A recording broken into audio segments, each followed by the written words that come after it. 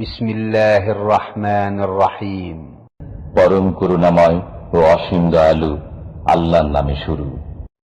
আসসালামু আলাইকুম ওয়া রাহমাতুল্লাহি ওয়া বারাকাতুহু।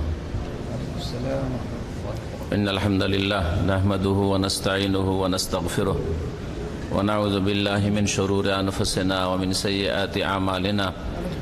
মান ইয়াহদিহিল্লাহু ফালা মুদিল্লা লাহু ওয়া মান ইউদ্লিল ফালা হাদিয়া লাহু। ওয়া আশহাদু আল লা ইলাহা ইল্লাল্লাহু ওয়াহদাহু লা শারীকা লাহু ওয়া আশহাদু আন্না মুহাম্মাদান আবদুহু ওয়া রাসূলুহু সাল্লাল্লাহু তাআলা আলাইহি ওয়া আলা আলিহি ওয়া সাহবিহি ওয়া সাল্লামা তাসলিমান কাসীরা।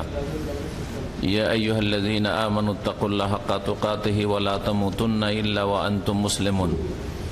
ইয়া আইয়ুহান নাসুত্তাকু রাব্বাকুমুল্লাযী খালাকাকুম মিন নাফসিন ওয়াহিদাহ ওয়া খালাকা মিনহা যাওজাহা ওয়া বাসসা মিনহুমা রিজালান কাসীরা ওয়া নিসাআ ওয়াত্তাকুল্লাহাল্লাযী তাসাআলুনা বিহি ওয়াল আরহাম ইন্নাল্লাহা কানা আলাইকুম রাকীবা। يا أيها الذين آمنوا اتقوا الله وقولوا قولا سديدا يصلح لكم أعمالكم ويغفر لكم ذنوبكم ومن يطع الله ورسوله فقد فاز فوزا عظيما. أما بعد فإن خير الحديث كتاب الله وخير الهدي هدي محمد صلى الله عليه وسلم وشر الأمور محدثاتها وكل محدثة بدعة وكل بدعة ضلالة وكل ضلالة في النار. أعوذ بالله من الشيطان الرجيم. ومن أحسن قولا ممن دعا إلى الله وعمل صالحا وقال إنني من المسلمين. শ্রদ্ধেয় উলামায়ে কেরাম, সম্মানিত ব্রাদারান ইসলাম, আল্লাহ রাব্বুল আলামিনের প্রশংসা যে আল্লাহ রাব্বুল আলামিন আমাদেরকে এই জেদ্দায় জুমার মোবারক রাতে বৃহস্পতিবারের দিন পার করে এশার সালাতের পরে মহান আল্লাহর কথা এবং তার নবী মুহাম্মদুর রাসূলুল্লাহ সাল্লাল্লাহু আলাইহি ওয়াসাল্লামের কথা শোনার জন্য, শোনাবার জন্য হাজির হওয়ার আল্লাহ পাক রব্বুল আলামিন তৌফিক দান করেছেন। তার অসংখ্য শুকরিয়া আদায় করি যে আল্লাহ রব্বুল আলামিন আমাদেরকে যেসব নিয়ামত দান করেছেন, বহু মানুষকে সেসব নিয়ামত থেকে বঞ্চিত রেখেছেন। আল্লাহর শুকরিয়া আদায়ের জন্য নিচের দিকে দেখতে হবে। যারা অনেকে আপনাদের চাইতে, আমাদের চাইতে অনেক বেশি ধন সম্পদের মালিক, তারা সৌদি আরবে থাকার সুযোগ পায়নি, জেদ্দায় থাকার সুযোগ পায়নি, মক্কার আল্লাহর ঘরের প্রতিবেশী হওয়ার সুযোগ পায়নি, বরং তারা অনেক দূরে বসবাস করে। অনেকের কাছে পয়সা আছে, তারপরেও তাদের ঈমান এতটুকু হয়নি যে তারা আল্লাহর ঘরের দিকে ছুটে আসবে ইবাদত বন্দেগীর জন্য। আল্লাহ আপনাদেরকে ইবাদত বন্দেগীর একটা বড় সুযোগ দান করেছেন। আল্লাহ রাব্বুল আলামিন আপনাদেরকে সৌদি আরবে অবস্থান করে কোরআন সুন্নাহ ভিত্তিক দিন শিখার, জানার, চর্চা করার সুযোগ করে দিয়েছেন। এইরকম বহু নিয়ামত রয়েছে যে নিয়ামতগুলি যারা আপনাদের চাইতে অনেকেই হয়তো দিনদার এবং দিনদার থাকার চেষ্টা করে, দিন মেনে চলার চেষ্টা করে, কিন্তু তাদের দিন শিখার ক্ষেত্রে কত যে বাধা রয়েছে, কত যে জটিলতা রয়েছে, যেগুলি থেকে আল্লাহ আপনাকে আমাকে মুক্ত রেখেছেন। বলুন আলহামদুলিল্লাহ।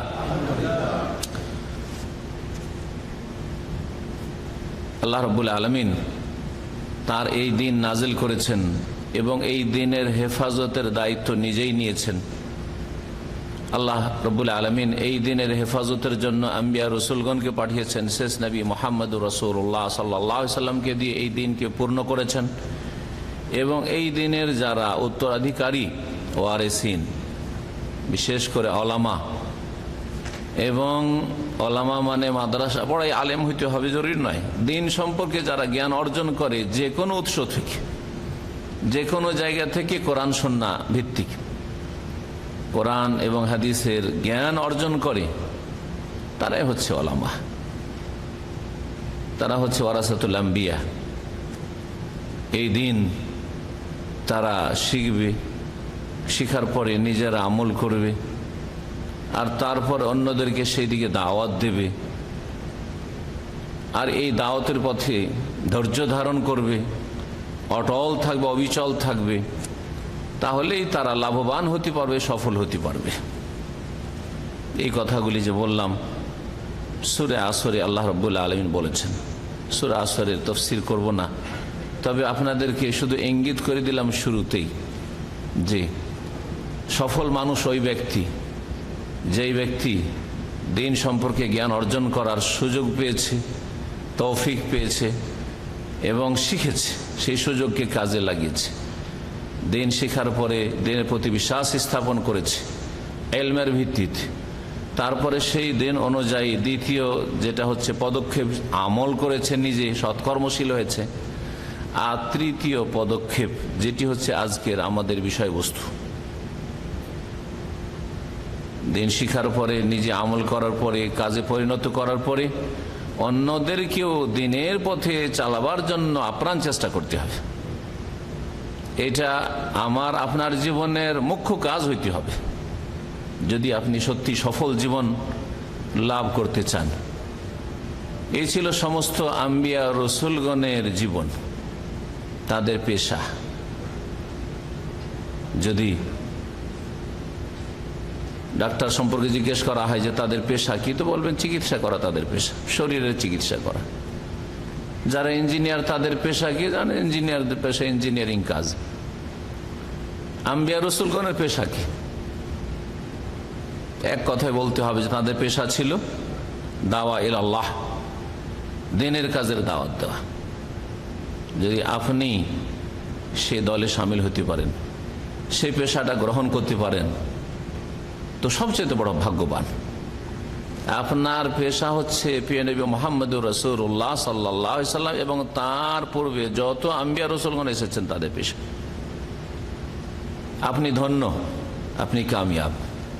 আল্লাহ রাব্বুল আলামিন যেন এই বিষয়টি আমাদেরকে বুঝার এবং সেই ক্ষেত্রে আমাদেরকে দৃঢ় প্রতিজ্ঞ হয়ে আগে বাড়ার তৌফিক দান করেন। আজকে আপনারা যারা হাজির হয়েছেন, আশা করি আজকের আলোচনা থেকে উঠে আল্লাহর সাথে ওয়াদা করবেন যে আমরা দিনের কাজে নিজেকে অফ করব, দাওয়াতের কাজ করব ইনশাআল্লাহ তাআলা। এবং ইনশাআল্লাহ অনেক সময় পারলে করব, সেই জন্য ইনশাআল্লাহ তালিকান যেটাকে বলা হয় আরবিতে, যে হইলে করলাম, এই উদ্দেশ্য নয়।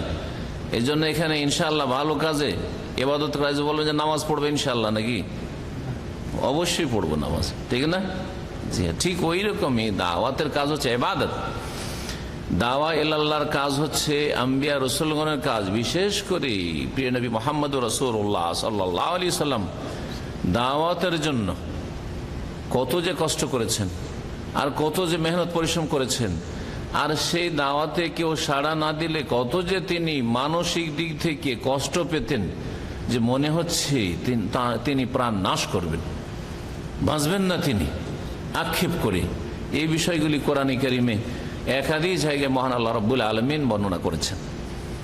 আপনার আমার মনের অবস্থাটা ঠিক ওই রকম হইতে হবে যে আল্লাহর বান্দারা, আদম সন্তান, এরা যাদেরকে আল্লাহ রাব্বুল আলামিন তার ইবাদত বন্দেগীর জন্য সৃষ্টি করেছেন, তারা জাহান্নামে জ্বলবে। এই অবস্থায় যদি চলে যায় জাহান্নামে জ্বলবে, তাদেরকে জাহান্নামে জ্বলতে দেব? একজন লোক যদি আগুনে ফেসে যায়, আপনি কি তাকে উদ্ধার করতে পারবেন? অথচ উদ্ধার করবেন না, জ্বলে যাক, পুড়ে যাক, তাতে আমার কি? ছাড়বেন? কখনো ছাড়বেন না, কখনো ছাড়বেন না। নিজের জানের ঝুঁকি নিয়ে ডুবা মানুষকে উদ্ধার করার চেষ্টা করছেন। আগুনে ফেসে গেছে, তাকে উদ্ধার করতে গিয়ে নিজে জান দিয়ে দিচ্ছেন।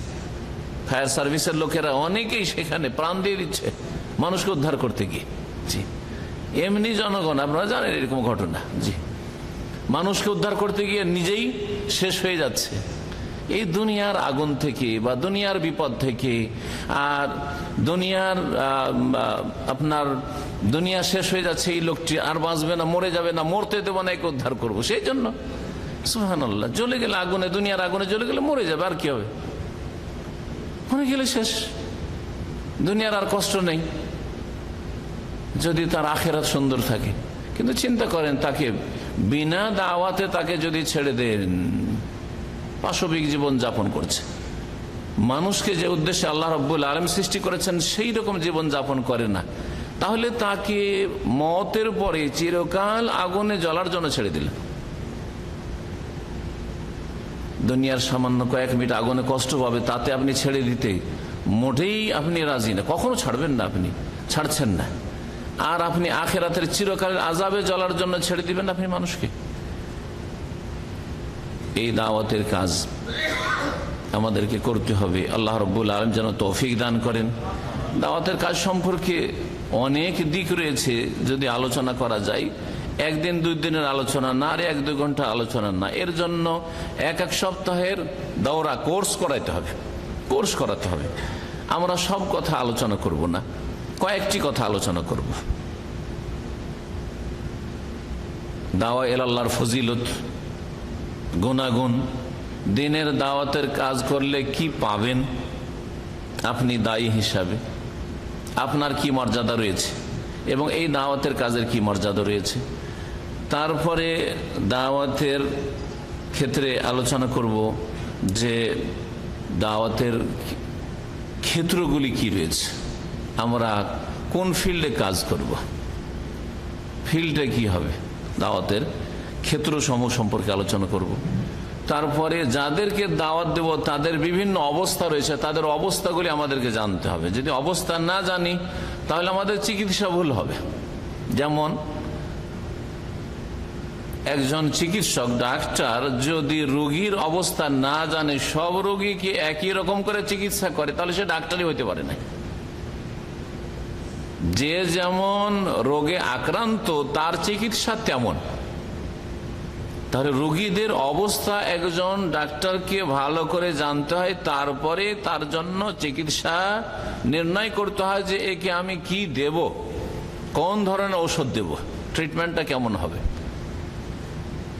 একজন দায়ী হচ্ছে আল্লাহ রাব্বুল আলামিনের পক্ষ থেকে, এই দ্বীনের প্রতিনিধি, সে একজন ডাক্তার। শরীরের ডাক্তার হচ্ছে দুনিয়ার ডাক্তাররা, মেডিকেল সায়েন্সের ডাক্তাররা, আর আপনি হচ্ছেন হৃদয়ের ডাক্তার, কলবের ডাক্তার, যিনি দায়ী হবেন।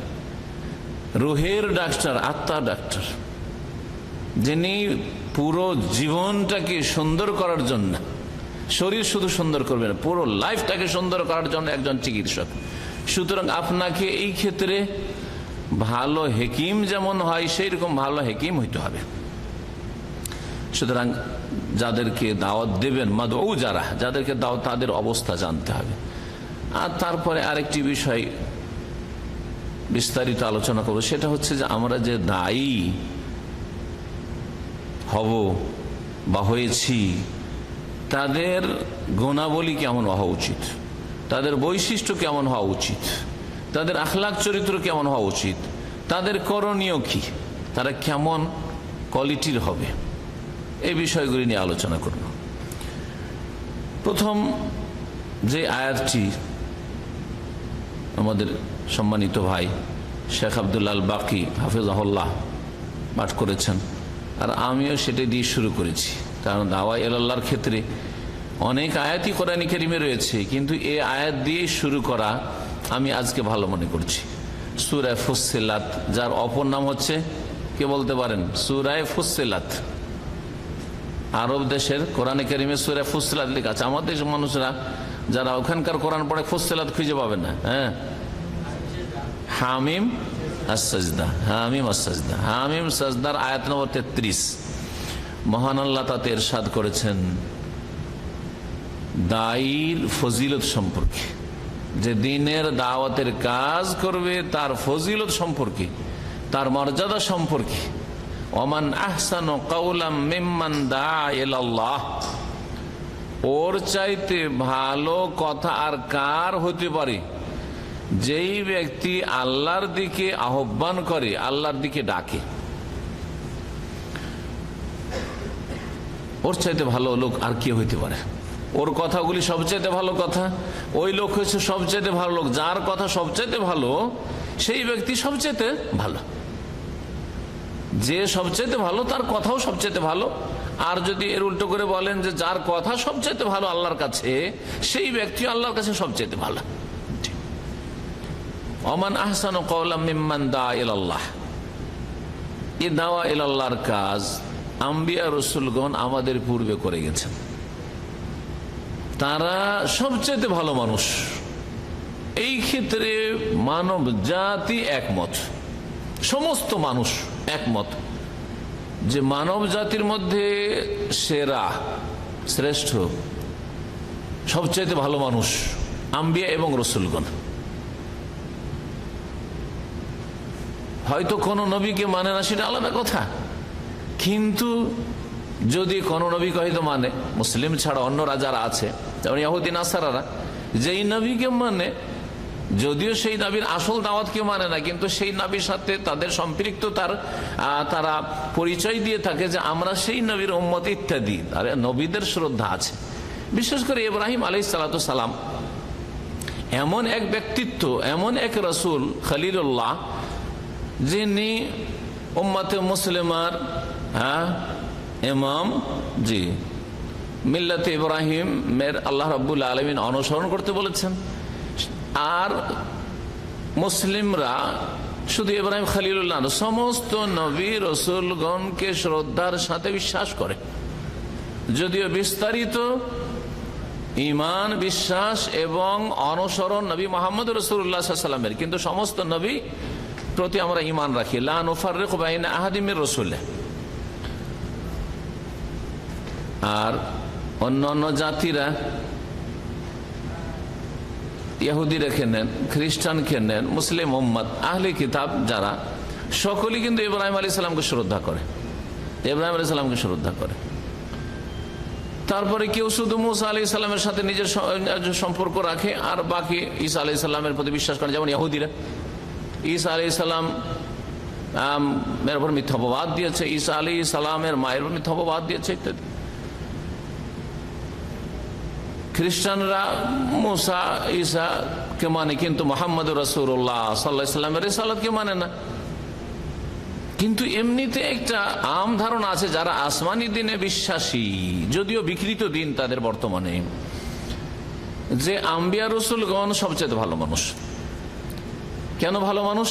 তারা সবচেয়ে ভালো কথা বলেছেন, সবচেয়ে ভালো কথা বলেছেন। আল্লাহ রাব্বুল আলামিনের সাথে পরিচয় করিয়ে দেওয়ার মাধ্যম একমাত্র আম্বিয়া রাসূলগণ। আম্বিয়া রাসূলগণের সিলসিলা শেষ হয়ে গেছে, আর কোন নবী রাসূল আসবেন না। এখন নবী মুহাম্মদ রাসূলুল্লাহ সাল্লাল্লাহু আলাইহি ওয়াসাল্লামের সাথে পরিচয় করিয়ে দেওয়া, রব্বুল আলামিনের সাথে পরিচয় করিয়ে দেওয়া। আল্লাহ হচ্ছেন মাবুদ, আর আমি আপনি হচ্ছি আল্লাহর আব্দ, গোলাম। এই যে আমাদের আল্লাহর সাথে গোলামির সম্পর্ক, উবুদিয়াতের সম্পর্ক, বান্দা হওয়ার সম্পর্ক, এই পরিচয়টা, এই যোগাযোগটা কে করিয়ে দিচ্ছে? একমাত্র দাঈ ইলাল্লাহ, যাদের কথা সবচেয়ে ভালো আর যারা সবচেয়ে ভালো মানুষ। আল্লাহ রাব্বুল আলামিন এই আয়াতে আরো দুটি বৈশিষ্ট্য বলেছেন। দাওয়া ইলাল্লাহ একটা হইল, আর একটা হচ্ছে ওয়া আমিলা সালিহান, ওরা নিজেরাও ভালো কাজ করে। তাহলে বোঝা গেল যে দায়ীকে ভালো কাজ করতে হবে। কোরআনের আলোকে জেনে রাখেন, তারপরে দায়ীর যখন আখলাক চরিত্র বর্ণনা করবো তখন এই বিষয়গুলি আসবে। দায়ীকে সৎকর্মশীল হইতে হবে, ওয়া আমিলা সালিহান। আর নেক আমল হওয়ার জন্য দুটো শর্ত আছে। আপনাদের আকীদা, আপনারা পড়াশোনা করছেন যারা, দাওয়াতি কাজ এখানে করতে আগ্রহী, নেক আমল হওয়ার জন্য দুটো শর্ত। একটা হচ্ছে কি? ইখলাস। আরেকটি হচ্ছে রাসূলুল্লাহ সাল্লাল্লাহু আলাইহি ওয়াসাল্লাম অনুসরণ, ইত্তেবা, রাসূলুল্লাহ সাল্লাল্লাহু আলাইহি ওয়াসাল্লামের অনুসরণ। তাহলে যেই ব্যক্তি সৎকর্মশীল দায়ী হবে, সে তার আকীদা আমলে শিরক থাকতে পারে না। শিরকের দাওয়াত যারা দেয় তারা দায়ী নয়, তারা আলেম নয়। দুআতুন ইলা আবওয়াবে জাহান্নাম, নবী করিম সাল্লাল্লাহু আলাইহি ওয়াসাল্লামের হাদিসে রয়েছে সহিহ বুখারীতে। তারা জাহান্নামের দরজার দিকে ডাকছে। কিন্তু আল্লাহর দিকে যারা ডাকবে তারা যেহেতু সৎকর্মশীল হবে, আর ভালো কাজ হওয়ার জন্য প্রথম শর্ত হচ্ছে তাওহীদ, ইখলাস, সুতরাং তাদের আকীদা আমলে শিরক থাকতে পারে না, দুনিয়ার স্বার্থ তাদের কাছে বড় থাকতে পারে না। দ্বীন সবচেয়ে বড় তাদের স্বার্থ হবে, তাওহীদ তাদের জীবনের মুখ্য বিষয় হবে, অন্য কোনো বৃহৎ স্বার্থ তাদের কাছে হইতে পারে না। কারণ আজকাল একটা ভাষা শোনে, বৃহৎ স্বার্থের জন্য শিরকের সাথে, মুশরিকের সাথে, বিদাতের সাথে, বিদাতির সাথেও কি তারা করতে চায়, সমঝোতা করতে চায়। কখনো দায়ী তারা নয়, দায়ী ইলাল্লাহ, মুওয়াহিদ হবে, মুখলিস হবে, মুআমিলা সালেহ। আর নবী সাল্লাল্লাহু আলাইহি ওয়াসাল্লাম অনুসরণ করলে কি হবে, ভালো আমল হবে, তাই না? তাহলে বোঝা গেল যে নবী সাল্লাল্লাহু আলাইহি ওয়াসাল্লামের অনুসরণ যে না করে সে তো বিদাতি হয়। তাহলে বোঝা গেল যে দায়ী ইলাল্লাহ বিদাতি হতে পারে না, তার জীবনে বিদাত রয়েছে, মেলা বিদাত করে, মেলা বিদাতি কথা বলে, দু চারটা সহি কথা বলে দিল, সহি কাদের আলেমদের লিস্ট দিয়ে দিলেন একবারে ফেসবুকে, দিলেন একটা লম্বা লিস্ট, ওই তারা সহি আকীদা আলেমে ঢুকাই দিলেন। অথচ বিদাতি আকীদা মানহাজ যাতে না হয়, কোরআনে কারীম থেকে ইস্তেমবাদ করেন। আল্লাহ যে এই আয়াতে বলছেন, এই আয়াত থেকেই এই বিষয়গুলি প্রমাণিত হচ্ছে যে দাওয়া ইলাল্লাহ কাজ যারা করে তারা সবচাইতে ভালো, তারা নিজেরা ভালো কাজ করে। ভালো কাজ হওয়ার জন্য শিরক মুক্ত হইতে হবে, ভালো কাজ হওয়ার জন্য বিদআত মুক্ত হইতে হবে। আর তারপরে ফরজ অজেবটা ঠিক আছে, হারাম নাজায়েজ থেকে বেঁচে আছে, আখলাক চরিত্রের ক্ষেত্রে মন্দ চরিত্র থেকে সে মুক্ত, চরিত্রবান সে, এগুলো হচ্ছে আমল সালের অন্তর্ভুক্ত। ওয়াকালা ইন্নানি মিনাল মুসলিমিন, আর তৃতীয় গুণ বলা হয়েছে যে সে মুসলিম। এখানে তিনটি গুণ বলা হয়েছে আয়াত। দাওয়া ইলাল্লাহর কাজ করে, যেটা সূরা আসর হয়েছে ওয়াতাওয়াসাউ বিল হক, 3 নম্বরে বলা হয়েছে, এখানে 1 নম্বরে বলা হয়েছে। কারণ এই আয়াতে আল্লাহ দাওয়ার বিষয়টিকে বর্ণনা করতে চায় বিশেষভাবে, সেই জন্য যেটা সূরা আসরে 3 নম্বরে আছে ওয়াতাওয়াসাউ বিল হক, সেটা এখানে 1 নম্বরে বর্ণনা করা হয়েছে। ওয়া আমিলা সালিহান ওয়া আমিলুস সালিহাত সূরা আসর রয়েছে, 2 নম্বর বর্ণনা করা হয়েছে। ওয়াল আসর ইন্নাল ইনসানা লাফি খুসর ইল্লাল্লাযিনা আমানু। ঈমান, ঈমানের আগে ইলম হইতে হবে। ঈমানের আগে কি হইতে হবে? ঈমান মানে কি? বিশ্বাস। তো বিশ্বাস করবেন, কি বিশ্বাস করবেন? না জেনে কিছু বিশ্বাস করা যায়? হ্যাঁ, ভালো মন্দ কিছু জানেন না, এমনি বিশ্বাস করা যায়? তাহলে বোঝা যাচ্ছে বিশ্বাসের আগে হচ্ছে নলেজ, ইলম, জানতে হবে। এই জন্য ইমাম বুখারী রাহমাতুল্লাহ আলাইহি সহিহ বুখারী এত সূক্ষ্ম তরতিব, এত সূক্ষ্ম তার এই কিতাবের বিন্যাস যে তিনি আগে কিতাবুল ঈমান নিয়ে আসেননি। আগে কি নিয়ে এসছেন? কিতাবুল ওহী। আর তারপরে কি নিয়ে এসছেন? তারপরে কি নিয়ে এসছেন? কিতাবুল ইলম। আর তারপরে কিতাবুল ঈমান। ঈমানের চ্যাপ্টার 3 নম্বর এসছে, 2 নম্বরে ইলম এসছে, 1 নম্বরে ওহী আসছে। ইলমের আগে ওহী, কারণ ইলম দুনিয়ার ইলম শিখে যতই উন্নতি করে চাঁদে চলে যান, এই ইলম দিয়ে কোনো কাজ হবে না যদি ওহীর জ্ঞান না থাকে। ওহীর জ্ঞান হইতে হবে।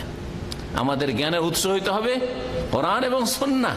জি হ্যাঁ, কোরআন এবং সুন্নাহ, আল্লাহ প্রদত্ত জ্ঞান। জি, ওহী, আর তারপর তখন ইলম। এই ওহী ভিত্তিক ইলম যখন হাসিল হইল, এখন কিতাবুল ঈমান, এখন ঈমানটাকে ওহী ভিত্তিক ইলমের মাধ্যমে ঠিক করেন। ঈমানের মাধ্যমে যখন অন্তর পবিত্র হইল, এখন শরীর পবিত্র করেন। সুতরাং কিতাবুত তাহারাত পড়েন, কিতাবুস সালাহ পড়েন, অন্যান্য পড়েন। সহিহ মুসলিম দেখলে প্রথমখানে কিতাবুল ঈমান পাবেন, হ্যাঁ, কিতাবুল ইলম প্রথমে নেই। অন্যান্য আবু দাউদ, নাসাই, তিরমিজি দেখলে প্রথমখানে কিতাবুত তাহারা পাবেন, শরীরের পবিত্রতার আলোচনা পাবেন। তার আগে অন্তরের পবিত্রতা। ইন্নামাল মুশরিকুন নাজাস। ইমানে যদি ঠিক না থাকে, ইমানে শিরক থাকে, বিদআত থাকে, ইমানে যদি কুফরি থাকে, ইমানে যদি নিফাক থাকে, তাহলে তো অন্তর নাপাক হয়ে আছে। জি, বলছিলাম যে মুসলিম হতে হবে দায়ীকে, মানে সহি আকীদার মুসলিম হইতে হবে। 3টি বিষয় রয়েছে। মুসলিম হওয়া, ওয়াকালা ইন্নানি মিনাল মুসলিমিন, দায়ী মুসলিম হওয়া নিজের ঘোষণা করবে। অর্থাৎ এই নয় যে যেখানে সেখানে বলতে হবে তাকে যে আমি মুসলিম, আমি মুসলিম, না, এটা বোঝানো হয়নি।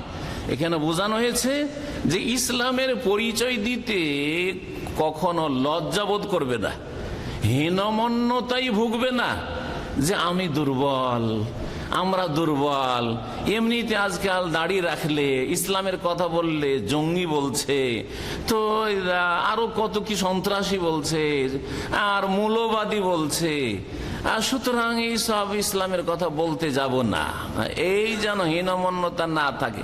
ওয়াকালা ইন্নানি, দাড়িটা রাখা যাবে না, দেশের পরিস্থিতি খারাপ, বর্তমান যুগ খারাপ না, যুগের মানুষও খারাপ হয়েছে, আপনারা খারাপ হয়েছেন, মানুষ খারাপ হয়েছে। যুগ কেন খারাপ? যুগকে কেন গাল দিচ্ছেন? আমাদের দেশের মানুষের বলে যুগ খারাপ, যুগ খারাপ না, যুগের মানুষ খারাপ হয়েছে, মেজরিটি যুগের মানুষ খারাপ হয়েছে। সেই জন্য আপনি দুর্বল হয়ে পড়বেন, হীনমন্যতায় ভুগবেন, যারে ভাই দাড়ি রাখলে একটু ছোট করে রাখতে হবে, একটু সাইজ করে রাখতে হবে। হ্যাঁ দাড়ি, কিন্তু দাড়ি সাইজ করে রাখতে হবে না। ওয়াকালা ইন্নানি মিনাল মুসলিমিন, ইসলামের পরিচয় দাড়ি দিয়ে দেব, সালাম দিয়ে দেব, ইনশাআল্লাহ বলে দেব, মাশাআল্লাহ বলে দেব, আমার সবকিছু দিয়ে পরিচয় দেব। এই আয়াতের মাধ্যমে দায়ের বেশ কিছু বৈশিষ্ট্য জানতে পারলাম, যেদিকে ইঙ্গিত করে দিলাম, যদিও এক এক করে আমি বেশ কিছু বৈশিষ্ট্য পরে গণাবো, তখন এই বিষয়গুলি আসবে। বলছিলাম দায়ের ফজিলত এই আয়াত প্রমাণ করে যে যে দাওয়াতি কাজ করে সে সবচেয়ে ভালো মানুষ, আর যে দাওয়াতি কথা বলে তার কথাগুলি সবচেয়ে ভালো কথা, কারণ সে সবচেয়ে ভালো কথা। কাল আল্লাহ কাল রসুল ফাইন্না খায়রাল হাদিসে কিতাবুল্লাহ ওয়া খায়রাল হাদি হাদি মুহাম্মাদিন সাল্লাল্লাহু আলাইহি ওয়াসাল্লাম, সবচেয়ে ভালো বাণী, ভালো কথা কার কথা? কিতাবুল্লাহ, কোরআনে কারীমের কথা। আর সবচেয়ে ভালো আদর্শ কার আদর্শ? মুহাম্মদ রাসূলুল্লাহ আদর্শ, হাদিস সুন্নাহ। আর কোরআন সুন্নাহ ভিত্তিক যারা দাওয়াত দেয় তারা হচ্ছে সবচেয়ে ভালো মানুষ। এই জন্য এই আয়াত সম্পর্কে সালাফ থেকে অনেকেই উল্লেখ করেছেন যে যে দাওয়াতের কাজ করে, ওমান আহসানু কওলাম মিম্মান দাআ ইলাল্লাহ হাযা হাবিবুল্লাহ, এই হচ্ছে আল্লাহর হাবিব, জি আল্লাহর প্রিয়। হাযা ওয়ালিউল্লাহ, এই হচ্ছে আল্লাহর ওলি, জি সত্যিকার ওলি। কোরআন সুন্নাহর কাজ যারা এগিয়ে নিয়ে যায়, কোরআন সুন্নাহর কথা মানুষকে যারা জানায়, ওহির কথা যারা প্রচার প্রসার করে, তারা হচ্ছে হাবিবুল্লাহ, তারা হচ্ছে ওলিউল্লাহ। জি, দায়ীদের ফজিলত সম্পর্কে দু একটি হাদিস শোনাই। দাওয়াতি কাজ করি, বেশি লোক না, একজন লোককে যদি হেদায়েত করতে পারেন, যেমন তেমন পেলেন আপনি যেমন তেমন সওয়াব পেলেন, আপনি হিসাবই করতে পারবেন না যে কত সওয়াব আপনার খাতে আসছে। এটা তো সাথে সাথে নগদ। আর কিছুদিন পরে দেখবেন যে ওই একজনের মাধ্যমে যে আপনার মাধ্যমে একজন হেদায়েত হয়েছে, তার মাধ্যমে আবার কত লোক হেদায়েত হয়েছে, অথবা তার ছেলে মেয়ে, তার স্ত্রী, তার ছেলে মেয়েগুলি সহি আকীদার উপর জন্মেছে, কারণ তার বাপটা সহি আকীদা এই জেদ্দা থেকে বা সৌদি আরব থেকে নিয়ে গেছিলেন। হ্যাঁ, সরাসরি আপনি তার ছেলে মেয়েদের কাছে পৌঁছাননি, ওই একজনকে শুধু পৌঁছিয়েছিলেন আপনি। 25-50 বছর পরে আপনার নেকি যে কত বৃদ্ধি পাচ্ছে, অথচ দুনিয়া থেকে আপনি কখন বিদায় হয়ে চলে গেছেন। আপনার কবরে নেকি যেতেই আছে, আমলনামাতে নেকি বৃদ্ধি হতেই আছে। এই মর্মে বেশ কিছু হাদিস রয়েছে। নবী মুহাম্মদ রাসূলুল্লাহ সাল্লাল্লাহু আলাইহি ওয়াসাল্লাম আলী রাদিয়াল্লাহু তাআলা খায়বারের যুদ্ধের সময় বলেছিলেন, পতাকা ধরিয়ে দিলেন, নেতৃত্ব দিলেন যে তোমার হাতে আল্লাহ বিজয় দান করবেন, যাও আজকে গিয়ে খাইবারের ইহুদিদের দুর্গ অবরোধ করো, ঘেরাও করে আগে থেকে আছে, কিন্তু বিজয় হচ্ছে না, আজকে তোমার হাতে বিজয় হবে। আর তাড়াহুড়া করবে না, লড়াই শুরু করতে তাড়াহুড়া করবে না, বরং তাদেরকে প্রথম দাওয়াত দেবে। তাদেরকে কি করবে? দাওয়াত দেবে। তারা যদি জাহান্নামের রাস্তা থেকে ফিরে চলে আসে, তারা যদি ইসলামের প্রচার প্রসারে যে বাধা সৃষ্টি করছে, যে ষড়যন্ত্র করছে ইসলাম মুসলিমের বিরুদ্ধে, এদের থেকে যদি বিরত হয়ে যায়, এমনকি ইসলাম কবুল নাও করে, কারণ ইসলাম কবুল করার ক্ষেত্রে বাধ্য করা যাবে না, সেই ক্ষেত্রে অন্য অপশন আছে, অন্য রাস্তা আছে। ইসলাম কবুল করতে চাও না, কিন্তু আনুগত্য প্রকাশ করো, জিজিয়া দেওয়ার মাধ্যমে রাস্তা আছে।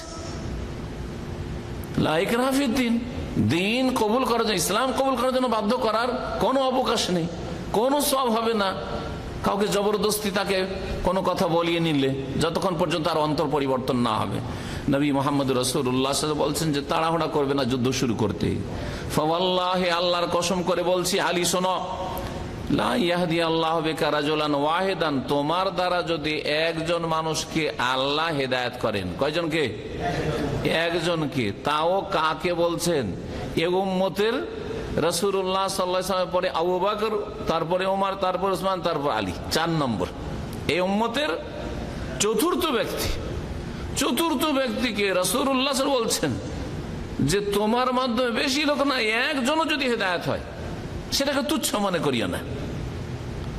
আপনি কি মনে করেন যে এখানে অনেক বেদিনকে দিনের দাওয়াত দেবেন, অনেক বেদাতিকে দিনের দাওয়াত দেবেন, অনেক অমুসলিমকে দিনের দাওয়াত দেবেন, একজনও কবুল করবে না? দেশে গিয়ে আপনি বহু লোককে দিনের দাওয়াত দেন, কেউ আপনার কথা শুনলো না, একটা কবুল করবে না।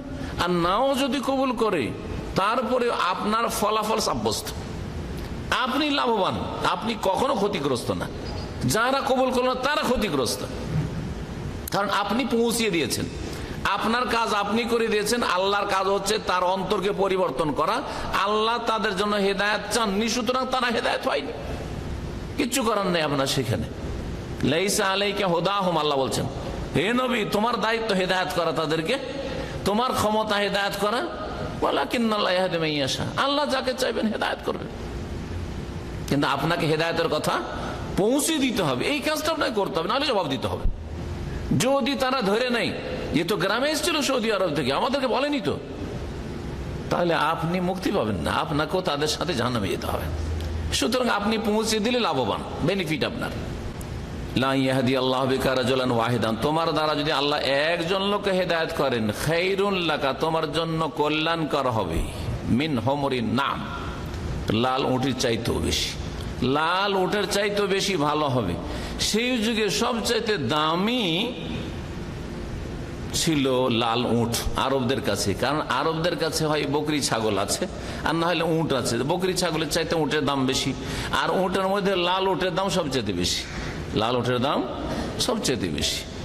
আজকাল দুনিয়া অনেক উন্নতি করেছে, মানুষ কাছে পয়সা হয়েছে, সেজন্য মেলা কিছু দাম বেশি হয়ে গেছে। কিন্তু তখনকার যুগে সবচেয়ে দামি জিনিস ছিল কি? ওই লাল উটটাই আরবদের কাছে ছিল। সুতরাং লাল উটের জন্য মানুষ পাগল আজকালকার জামানায়। নবী বলছেন, লাল উটের চাইতে বেশি একজনের হেদায়েত হওয়া তোমার। নবী মুহাম্মদ সাল্লাল্লাহু আলাইহি ওয়াসাল্লাম আরো বলেছেন, দাওয়াতের কাজ করবেন, ফজিলত জানেন, মান দাল্লা আলা খাইরিন ফালাহু মিসলু আজরি ফাইলিহি। কেউ যদি ভালো কাজের রাস্তা দেখিয়ে দেয়, শুধু রাস্তাটা দেখালেন, একটা লোক নামাজ পড়তে যাচ্ছিলেন, ওকে নামাজের রাস্তাটা দেখালেন, মসজিদ ধরেই দিলেন ওকে। একটা লোক ইসলামিক সেন্টার, জালিয়াত, দাওয়া সেন্টার রাস্তা জানতো না, সেন্টারের পাশে বাস করে। এখনই শেখ আব্দুল্লাহ বাকি বলছিলেন যে এক ভাই এখানে এসছেন, বলছে সেন্টারের পাশে অনেক বছর বাস করেছে, ও সেন্টারই চেনে না। মক্কা থেকে ইউসুফ আজাদ ভাই একজন আছেন, নামটা মনে আছে যেহেতু একটু আগে শুনলাম, বলছে যে আপনি ওইখানে সেন্টারে যান না? সেন্টার আবার কি জিনিস আমি তো বুঝি না। ও বাসার কাছে সেন্টার।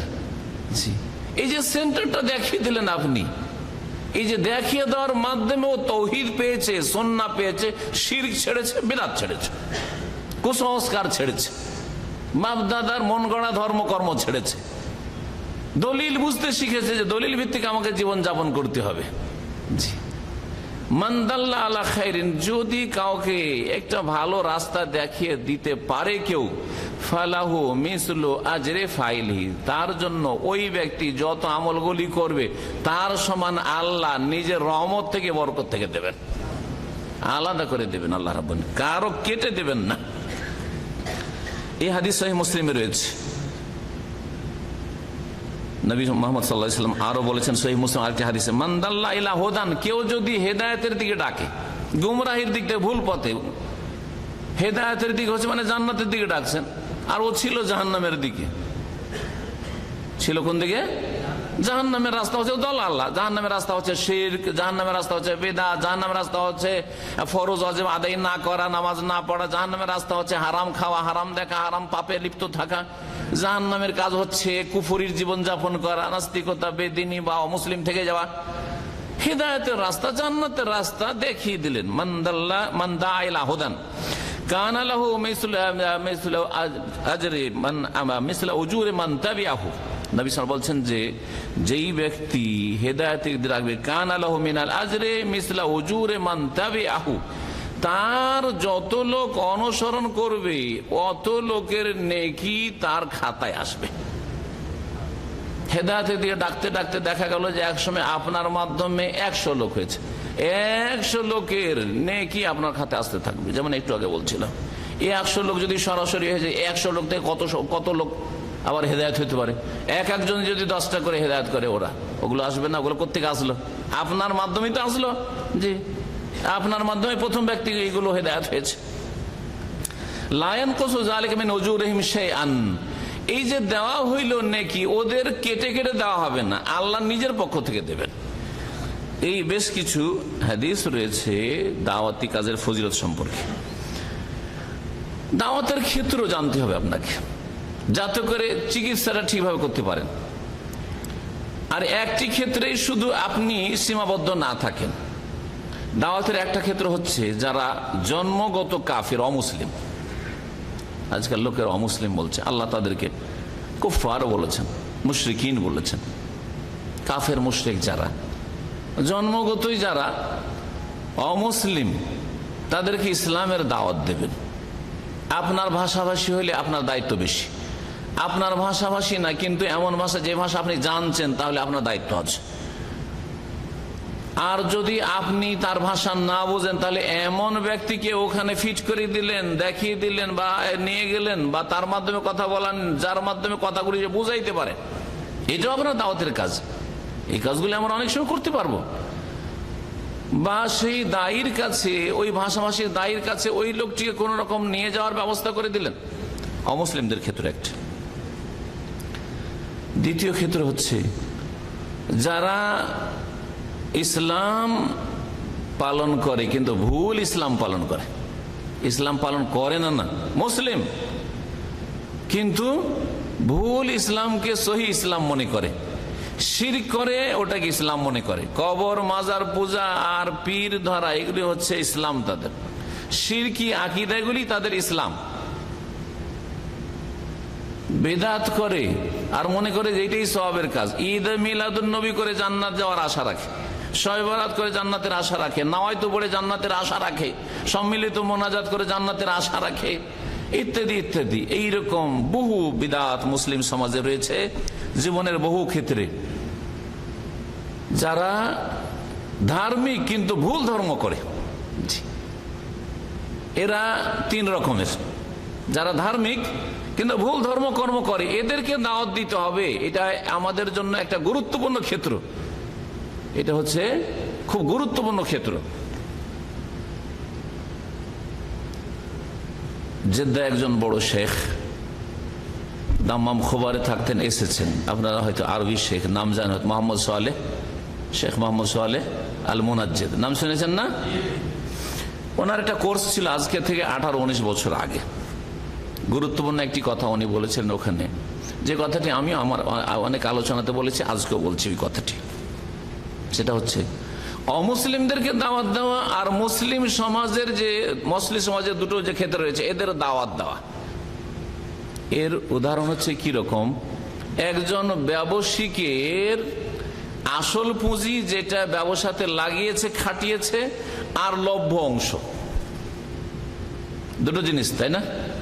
ব্যবসাতে 1 লাখ রিয়াল লাগিয়েছেন আপনি ব্যবসা করার জন্য, এটা হচ্ছে আপনার কি আসল পুঁজি, রাসুল মাল আরবিতে বলে, এটা হচ্ছে আসল পুঁজি।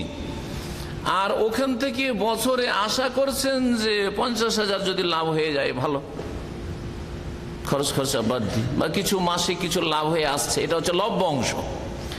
আপনার কোনটা আগে ঠিক রাখতে হবে? আগে লাভ ঠিক রাখতে হবে না আগে পুঁজি ঠিক রাখতে হবে? পুঁজি ঠিক রাখতে হবে। বছরের শেষে একটা পয়সাও যদি ঘরে না আসে, লভ্য অংশ, কিন্তু পুঁজি আপনার বহাল আছে, 1 লাখ রিয়ালে 1টা রিয়ালও কমেনি, তো আলহামদুলিল্লাহ, যাক, লস খাইনি। হ্যাঁ, লাভ হয়নি, তবে লস খাইনি, ঠিক কিনা? কিন্তু 2-3 মাস খুব লাভ করলেন, খুব লাভ আর লাভ, লাভ আর লাভ, আর বছরের শেষে দেখা গেল যে 1 লাখের পুঁজিতে 50,000ই নেই। হ্যাঁ, 50,000 টাকা আছে, 50,000 টাকার মাল সামান শুধু দোকানে আছে, ক্ষতিগ্রস্ত কিনা? চরম ক্ষতিগ্রস্ত আপনি। মুসলিম সমাজে যাদেরকে দাওয়াত দিতে হবে 2 শ্রেণীর মানুষ, এরা হচ্ছে আমাদের আসল পুঁজি। কারণ এরা আমাদের মুসলিম ভাই, এরা মুসলিম জাতি, কিন্তু ইসলামকে ভুল বুঝার কারণে ভুল ইসলাম পালন করছে, অথবা ইসলাম থেকে দূরে সরে রয়েছে, কিন্তু এরা মুসলিম। অনেক ক্ষেত্রে আল্লাহর ভয় তাদের অন্তরে হচ্ছে। এরা আসল পুঁজি, আমাদের দায়ীদের জন্য আসল পুঁজি। আর অমুসলিমদেরকে দাওয়াত দিয়ে তাদেরকে কালেমা পড়ে ইসলামে নিয়ে আসা, এটা হচ্ছে আমাদের লভ্য অংশ।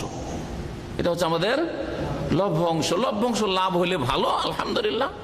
আর যদি লভ্য অংশ নাও আসে, আসল পুঁজিটা ঠিক রেখেছি। বাংলাদেশে 16 কোটি মুসলিম, হ্যাঁ, মানে 16 কোটি মানুষ, তাই না?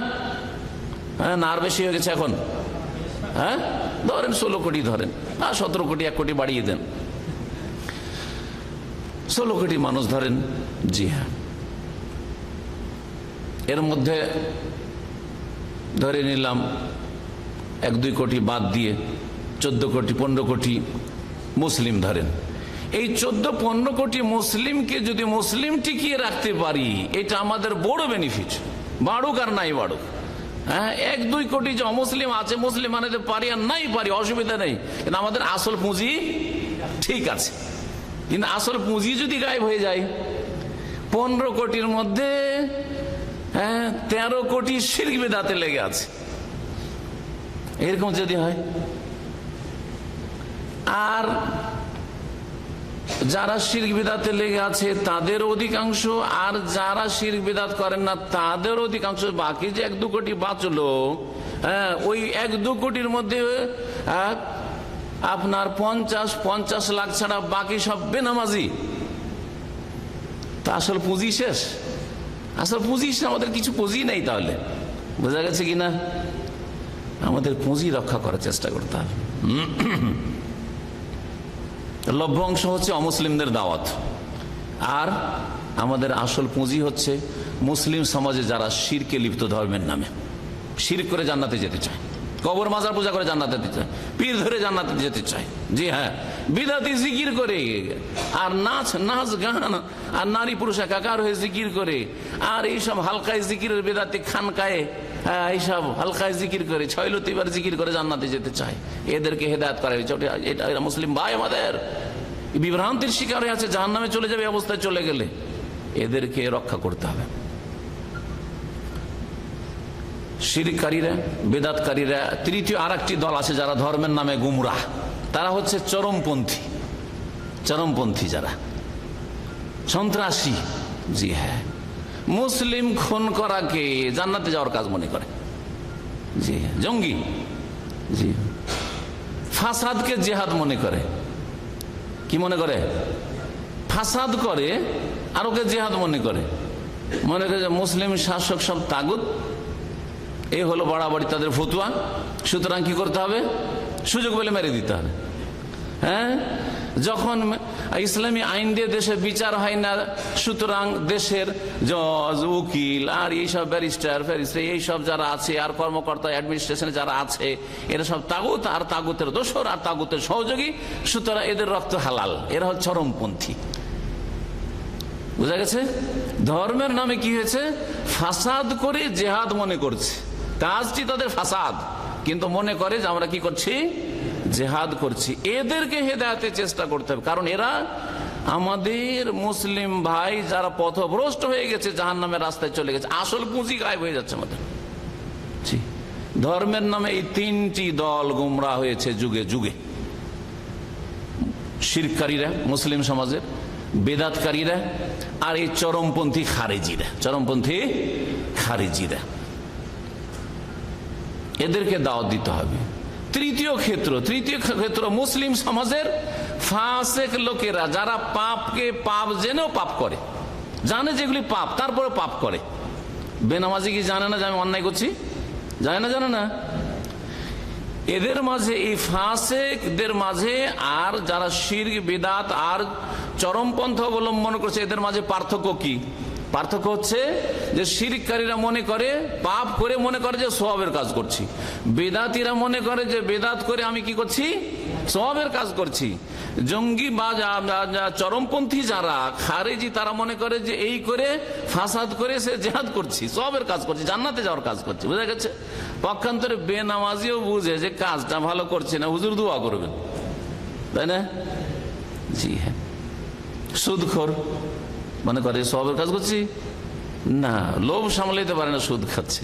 ঘুষখোর লোভ সামলাইতে পারে না, ঘুষ খাচ্ছে, কিন্তু জানে যে আমি অপরাধী, আমি একজন অপরাধী। জি। মদখোর জানে যে অপরাধী। জি। রোজা রাখছে না, রোজা রাখছেন না, কাজটা ভালো করছেন না, কাজ ভালো না। বিড়ি থেকে ধূমপান যারা করছে ওদেরকে জিজ্ঞাসা করে দেখবেন, ঠান্ডা মেজাজে কড়া করে জিজ্ঞেস করলে আবার উত্তর টেঁড়া উত্তর দিবে। বোঝা গেছে? কিন্তু ঠান্ডা মেজাজ জিজ্ঞেস করবেন, আচ্ছা এই যে কাজটা করছেন এটাতে আপনার কি লাভ আছে, একটু তার সাথে একটু গল্প সল্প করে তারপর জিজ্ঞেস করবেন। আমি বড় বড় অফিসারকে জিজ্ঞেস করেছি যে আপনি কি এতে কোনো ফায়দা পাচ্ছেন কি? এক কথায় শিকার। হ্যাঁ, কি শিকার? বদ অভ্যাস হয়ে গেছে। কি হয়েছে? বদ অভ্যাস হয়ে গেছে। দোয়া করিয়েন যাতে ছাড়তে পারি। তাহলে জানছে যে এই সিগারেট পান করে, বিড়ি খেয়ে, জর্দা খেয়ে, এইসব নেশা করে কি করছি? খারাপ কাজ করছি, কিন্তু ছাড়তে পারছি না। এরা হচ্ছে দাওয়াতের ক্ষেত্র। এই দাওয়াতের তিনটি ক্ষেত্রের খেয়াল রাখবেন। কোন ক্ষেত্রে আপনি দাওয়াতি কাজ করবেন আপনাকে ক্ষেত্রের খেয়াল রাখতে, ওই হিসাবে আপনাকে উপস্থাপনা করতে হবে, ওই হিসাবে আপনাকে কথা বলতে হবে। জি। যাদেরকে দাওয়াত দেবেন তাদের অবস্থা, তাদেরও তিনটা অবস্থা আছে। যেমন ক্ষেত্র তিনটা, তেমন অবস্থাও তিনটা। অবস্থা হচ্ছে তিনটা। মাদু, যাদেরকে দাওয়াত দেবেন, দায়ী আপনি, আর মাদু যাদেরকে দাওয়াত দিচ্ছেন, এই যাদেরকে দাওয়াত দিচ্ছেন এরা তিন শ্রেণীর মানুষ আছে। এক শ্রেণীর মানুষ হচ্ছে জনগণ। আপনি যাদেরকে ইসলামের দাওয়াত দিচ্ছেন, শিরক বিদআতের ক্ষেত্রেই, অথবা নামাজে ঘাটতি আছে, মেলা হারামে লিপ্ত আছে, পাপ করছে, দাওয়াত দিচ্ছেন। জনগণ, জনগণকে দাওয়াত দেওয়াটা খুব সহজ। জনগণ সাদা সিধা মানুষ, ওকে যদি একটু তারগিব তারহিব করেন, তারগিব তারহিব যারা আরবি ভাষা কিছুটা বুঝেন, তারগিব মানে উৎসাহিত করলেন, কোরআনে বা হাদিসে যে ফজিলত করে রয়েছে নেক আমলের ফজিলত বয়ান করলেন। আর তারহিব যে আযাব শাস্তি করে রয়েছে এই পাপীদের জন্য, ওই আযাবগুলি বয়ান করলেন। আল্লাহর ভয় অন্তরে জাগলো, আর জান্নাতের জন্য আগ্রহ জাগলো, হেদায়েত হয়ে গেল, মসজিদ ধরে নিল, শিরক বিদআত থেকে তওবা করে নিল। হ্যাঁ, তৌহিদের ফজিলত বলতে তৌহিদ গ্রহণ করলো, সুন্নতের ফজিলত বলতে সুন্নত গ্রহণ করলো। শিরক বিদআতের যে ভয়াবহতা, শিরক বিদআতের পরিণাম যে খুব খারাপ, আল্লাহ মাফ করবে না শিরকের অবস্থায় মারা গেলে, আর বিদআতের আমল কবুল হয় না, এই কথাগুলি জনগণ যারা শিরক বিদআত করে তাদেরকে বললে হেদায়েত হয়ে যাবে সহজে। এদেরকে হেদায়েত করা খুব সহজ। দ্বিতীয় দল হচ্ছে শাসক গোষ্ঠী, নেতা। আপনি একজন দায়ী সাধারণ মানুষ, আর ওর কাছে দেশের ক্ষমতা আছে, বা ডিস্ট্রিক্টের ক্ষমতা আছে, হ্যাঁ, এলাকার ক্ষমতা আছে, চেয়ারম্যান, হ্যাঁ, এমপি অথবা ডিসি, প্রশাসন তার হাতে, ইত্যাদি ইত্যাদি। সুতরাং এই শ্রেণীর লোককে দাওয়াত দিলে আল্লাহ রাব্বুল আলামিন এই দাওয়াতের পন্থাটা শিখিয়েছেন মূসা এবং হারুন আলাইহিস সালামকে ফেরাউনের কাছে পাঠাবার সময়। কি বলেছিলেন? ইযহাবা ইলা ফিরাউনা ইন্নাহু তাগা, যাও ফেরাউনের কাছে, তোমরা দুই ভাই যাও, সে খুব বাড়াবাড়ি করেছে, সীমা লঙ্ঘন করেছে। ফাকুলা লাহু কাওলান লাইয়িনান, ওদের সাথে নরম ভাষায় কথা বলিও। ফেরাউনের সামনে গিয়ে নরম ভাষায় কথা বলিও, ঠান্ডা করে বলিও, মিষ্টি ভাষায় কথা বলিও, শ্রদ্ধা সম্মান রেখে কথা বলিও। যে ওখানে গিয়ে মুসা আলাইহিস সালাম প্রথমখানে যদি বললে, এই তাগুত, তোর মতো তাগুত কেউ আছে? হ্যাঁ, এত বড় তাগুত আদম সন্তান কেউ পয়দা হয়নি, তুই এক তাগুত ফেরাউন পয়দা হয়েছিস। তাহলে সাথে সাথে শেষ, দাওয়াতও শেষ, মুসাও শেষ, ঠিক কিনা? এটা শেখাননি। আমাদের দেশের কিছু বক্তারা আছে, মনে করে যে সরকারের বিরুদ্ধে বললেই তো হিরো হইতে পারবো, আর আমার তখন ভিজিট বাড়বে। তখন ছিল 10,000, বাড়বে এখন 20,000, ডিমান্ড বাড়বে 30,000, 40,000, 50,000। হ্যাঁ, লাখ লাখ টাকা দিয়ে আমাকে অ্যাডভান্স বুকিং দিচ্ছে 6 মাস আগে থেকে। আসলে ইন্নামাল আমালু বিন্নিয়াত, আল্লাহ তাদের অন্তর অবস্থা জানেন, কিন্তু তারা দেখাতে চাচ্ছে হিরো। কিন্তু এটা আসলে দাওয়াতি পন্থা না। দিয়ে খুতবায় উঠলেন, মেম্বারে উঠলেন, আর শাসকের বিরুদ্ধে এরা হয়েছে তাগুত, এরা হয়েছে নাস্তিক, এরা হয়েছে বেদিন, এরা হয়েছে ইসলামের দুশমন। দিলেন একবার কড়া কড়া বক্তব্য। জনগণ বেচারারা তো আবেগী, এদের তো রক্ত দিলেন একবারে গরম করে। আর দেশে শান্তি কোথায় আর বিরাজ করে, অশান্তি বিরাজ করছে। আর তারপরে বিশাল মিছিল বের করে দিলেন, আর বিক্ষোভ শুরু হয়ে গেল, ইত্যাদি ফিতনা আর ফাসাদ। সংস্কার কিছু হলো না, ওই খড়ের আগুনের মতো দাও দাও করে 2-4 দিন জ্বললো। আর পরে যখন নিমিয়ে গেল, তারপরে আর ওই ছায়ে একটু আগুনও খুঁজে পাওয়া যায় না। দায়ী কি? হ্যাঁ, কয়লা পাথরের আগুনের মতো লোক তৈরি করতে হবে। কয়লার আগুন, পাথর, তারপরে আপনার কাঠের আগুন। হ্যাঁ, এই আগুন তাড়াতাড়ি নিভিয়ে যায় না, আর তাড়াতাড়ি জ্বলেও না। দাও দাও করে জ্বলে যাবো, দাও দাও করে নেমে যায়, তাড়াতাড়ি নেমে যায়, এরকম হয় না। জি, অন্তরে আগুন জ্বলছে মুসলিম জাতিকে হেদায়েত করার জন্য বা মানব জাতিকে জান্নাতের দিকে নিয়ে আসার জন্য, কিন্তু সেই আগুন এই 2-3 দিনে নিমে যাওয়ার নয়। সারা দেশে অথবা সমাজে, পরিবারে যে পাপ হচ্ছে, এই জন্য ভিতরে জ্বালা, কিন্তু তার মানে এই নয় যে ভাঙচুর আর এই সেই আর মানুষকে উত্তেজিত করে দিলাম, ব্যাস না। এই তো খড়ের আগুনের মতো। আবেগী নিজেরাও হবেন না, আর আবেগী মানুষও তৈরি করবেন। আবেগী দিয়ে কোনোদিন কাজ হয় না, কিন্তু ঠান্ডা মেজাজে, ঠান্ডা মস্তিষ্কে, আর প্ল্যানিং এর সাথে, ভালো পরিকল্পনা নিয়ে, আর ভিতকে মজবুত করে যদি দাওয়াতের কাজ করেন, তাহলে সেই দাওয়াতকে কেউ মুছে দিতে পারবে না। একজনকে শেষ করে দেওয়া সহজ, কিন্তু সেই দাওয়াতকে শেষ করে দেওয়া তো সহজ নয়, কারণ সেই দাওয়াত সারা দুনিয়ায় মানুষের অন্তরে বসে গেছে। ওই লোক শেষ হয়ে গেছে, চলে গেছে দুনিয়া থেকে, কিন্তু ওই দাওয়াতের কাজ আগে বাড়িয়ে নিয়ে যাওয়ার জন্য লোক অনেক তৈরি হয়ে গেছে। এখান থেকে বসাবে, আর একদিকে দাঁড়াবে। জি হ্যাঁ, সুতরাং ওইভাবে দাওয়াতি কাজ করতে হবে। সম্মানিত ভাতৃমণ্ডলী, বলছিলাম শাসক গোষ্ঠীকে বা নেতাদেরকে অথবা যারা ক্ষমতায় রয়েছে, সমাজপতি, সমাজের, আপনি সাধারণ একজন মানুষ দায়ী বা এখান থেকে কিছু শিখে গেছেন, দাওয়াতি কাজ করবেন, অথবা একজন আলেম দাওয়াতি কাজ করবেন, সৌদি আরব থেকে লেখাপড়া করে গেছেন, অথবা দেশে লেখাপড়া করেছেন, কিন্তু আপনার গ্রামের একজন সমাজপতি, মন্ডল, মাতবর, আর তার সাথে আদবের সাথে কথা বলতে হবে। মুসা আলাইহিস সালামকে, হারুনকে যেমন আল্লাহ শিখিয়েছেন, নরম কথা বলো। কেন? লাআল্লাহু ইয়াতাযাক্কার আও ইয়াখশা। আল্লাহ কি জানে না যে ফেরাউন কোনোদিন ইসলাম কবুল করবে না? জানতো না আল্লাহ? ভালো করে জানে না? সামান্য আল্লাহ ভালো করে জানে যে ফেরাউন হেদায়েত হবে না। তারপরে মুসা আর হারুনকে আল্লাহ কি বলছেন? যাও, শুধু যাও না, নরম করে কথা বলো। আবার এইটাও বলছেন লাআল্লাহু ইয়াতাযাক্কার, হতে পারে যে তোমার উপদেশ নিতে পারে, আও ইয়াখশা, একটু ভয় তাদের অন্তরে হইতে পারে। তোমার কাজ তুমি করে যাও, কি হবে না হবে শেষ পরিণাম আল্লাহ তো সব জানছেন, তারপরেও পন্থাটা শিখিয়ে দিচ্ছেন। আরো বলি আমাদের জন্য, লাকাদ কানা লাকুম ফি রাসূলিল্লাহি উসওয়াতুন হাসানাহ, রাসূলুল্লাহ সাল্লাল্লাহু আলাইহি ওয়াসাল্লামের মধ্যে রয়েছে উত্তম আদর্শ। রাসূলুল্লাহ সাল্লাল্লাহু আলাইহি ওয়াসাল্লাম রাজা বাদশাদেরকে চিঠি লিখেছেন। চিঠির প্রথম লাইনটা শুধু বলছি, কথা লম্বা হয়ে যাচ্ছে, সেই জন্য কি লিখতেন? মিন মুহাম্মাদিন আবদুল্লাহি ওয়া রাসূলিহি ইলা হিরাকলা আজিমির রুম। মোহাম্মদ সাল্লাল্লাহু আলাইহি সাল্লামের পক্ষ থেকে এই চিঠি, যিনি আল্লাহর বান্দা, আল্লাহর দাস, নিজেকে ছোট, আল্লাহর বান্দা আমি, আল্লাহর গোলাম, আমি কোনো রাজা নই, আমি কোনো খলিফা নই, আমি কোনো শাসক নই। ওখানে লিখেননি, কিন্তু আছে ওখানে যে আল্লাহর খলিফা আমি লিখছি। এক সেই লোকের আল্লাহর খলিফা নিয়ে খুব বাড়াবাড়ি শুরু করেছে, আল্লাহর খলিফা নাকি হয়ে গেছে। মিথ্যা কথা এটা, আল্লাহর খলিফা কেউ না। নবী সাল্লাল্লাহু আলাইহি ওয়াসাল্লাম আল্লাহর খলিফাও লিখেননি, আর আগের নবীর খলিফা হয়েছি বা এই যুগের আমি খলিফা হয়েছি। মিন মুহাম্মাদিন, ভালো করে শুনেন, আবদুল্লাহ, আল্লাহর বান্দা, আল্লাহর দাস, আর আল্লাহ রসুলের পক্ষ থেকে চিঠি কাকে?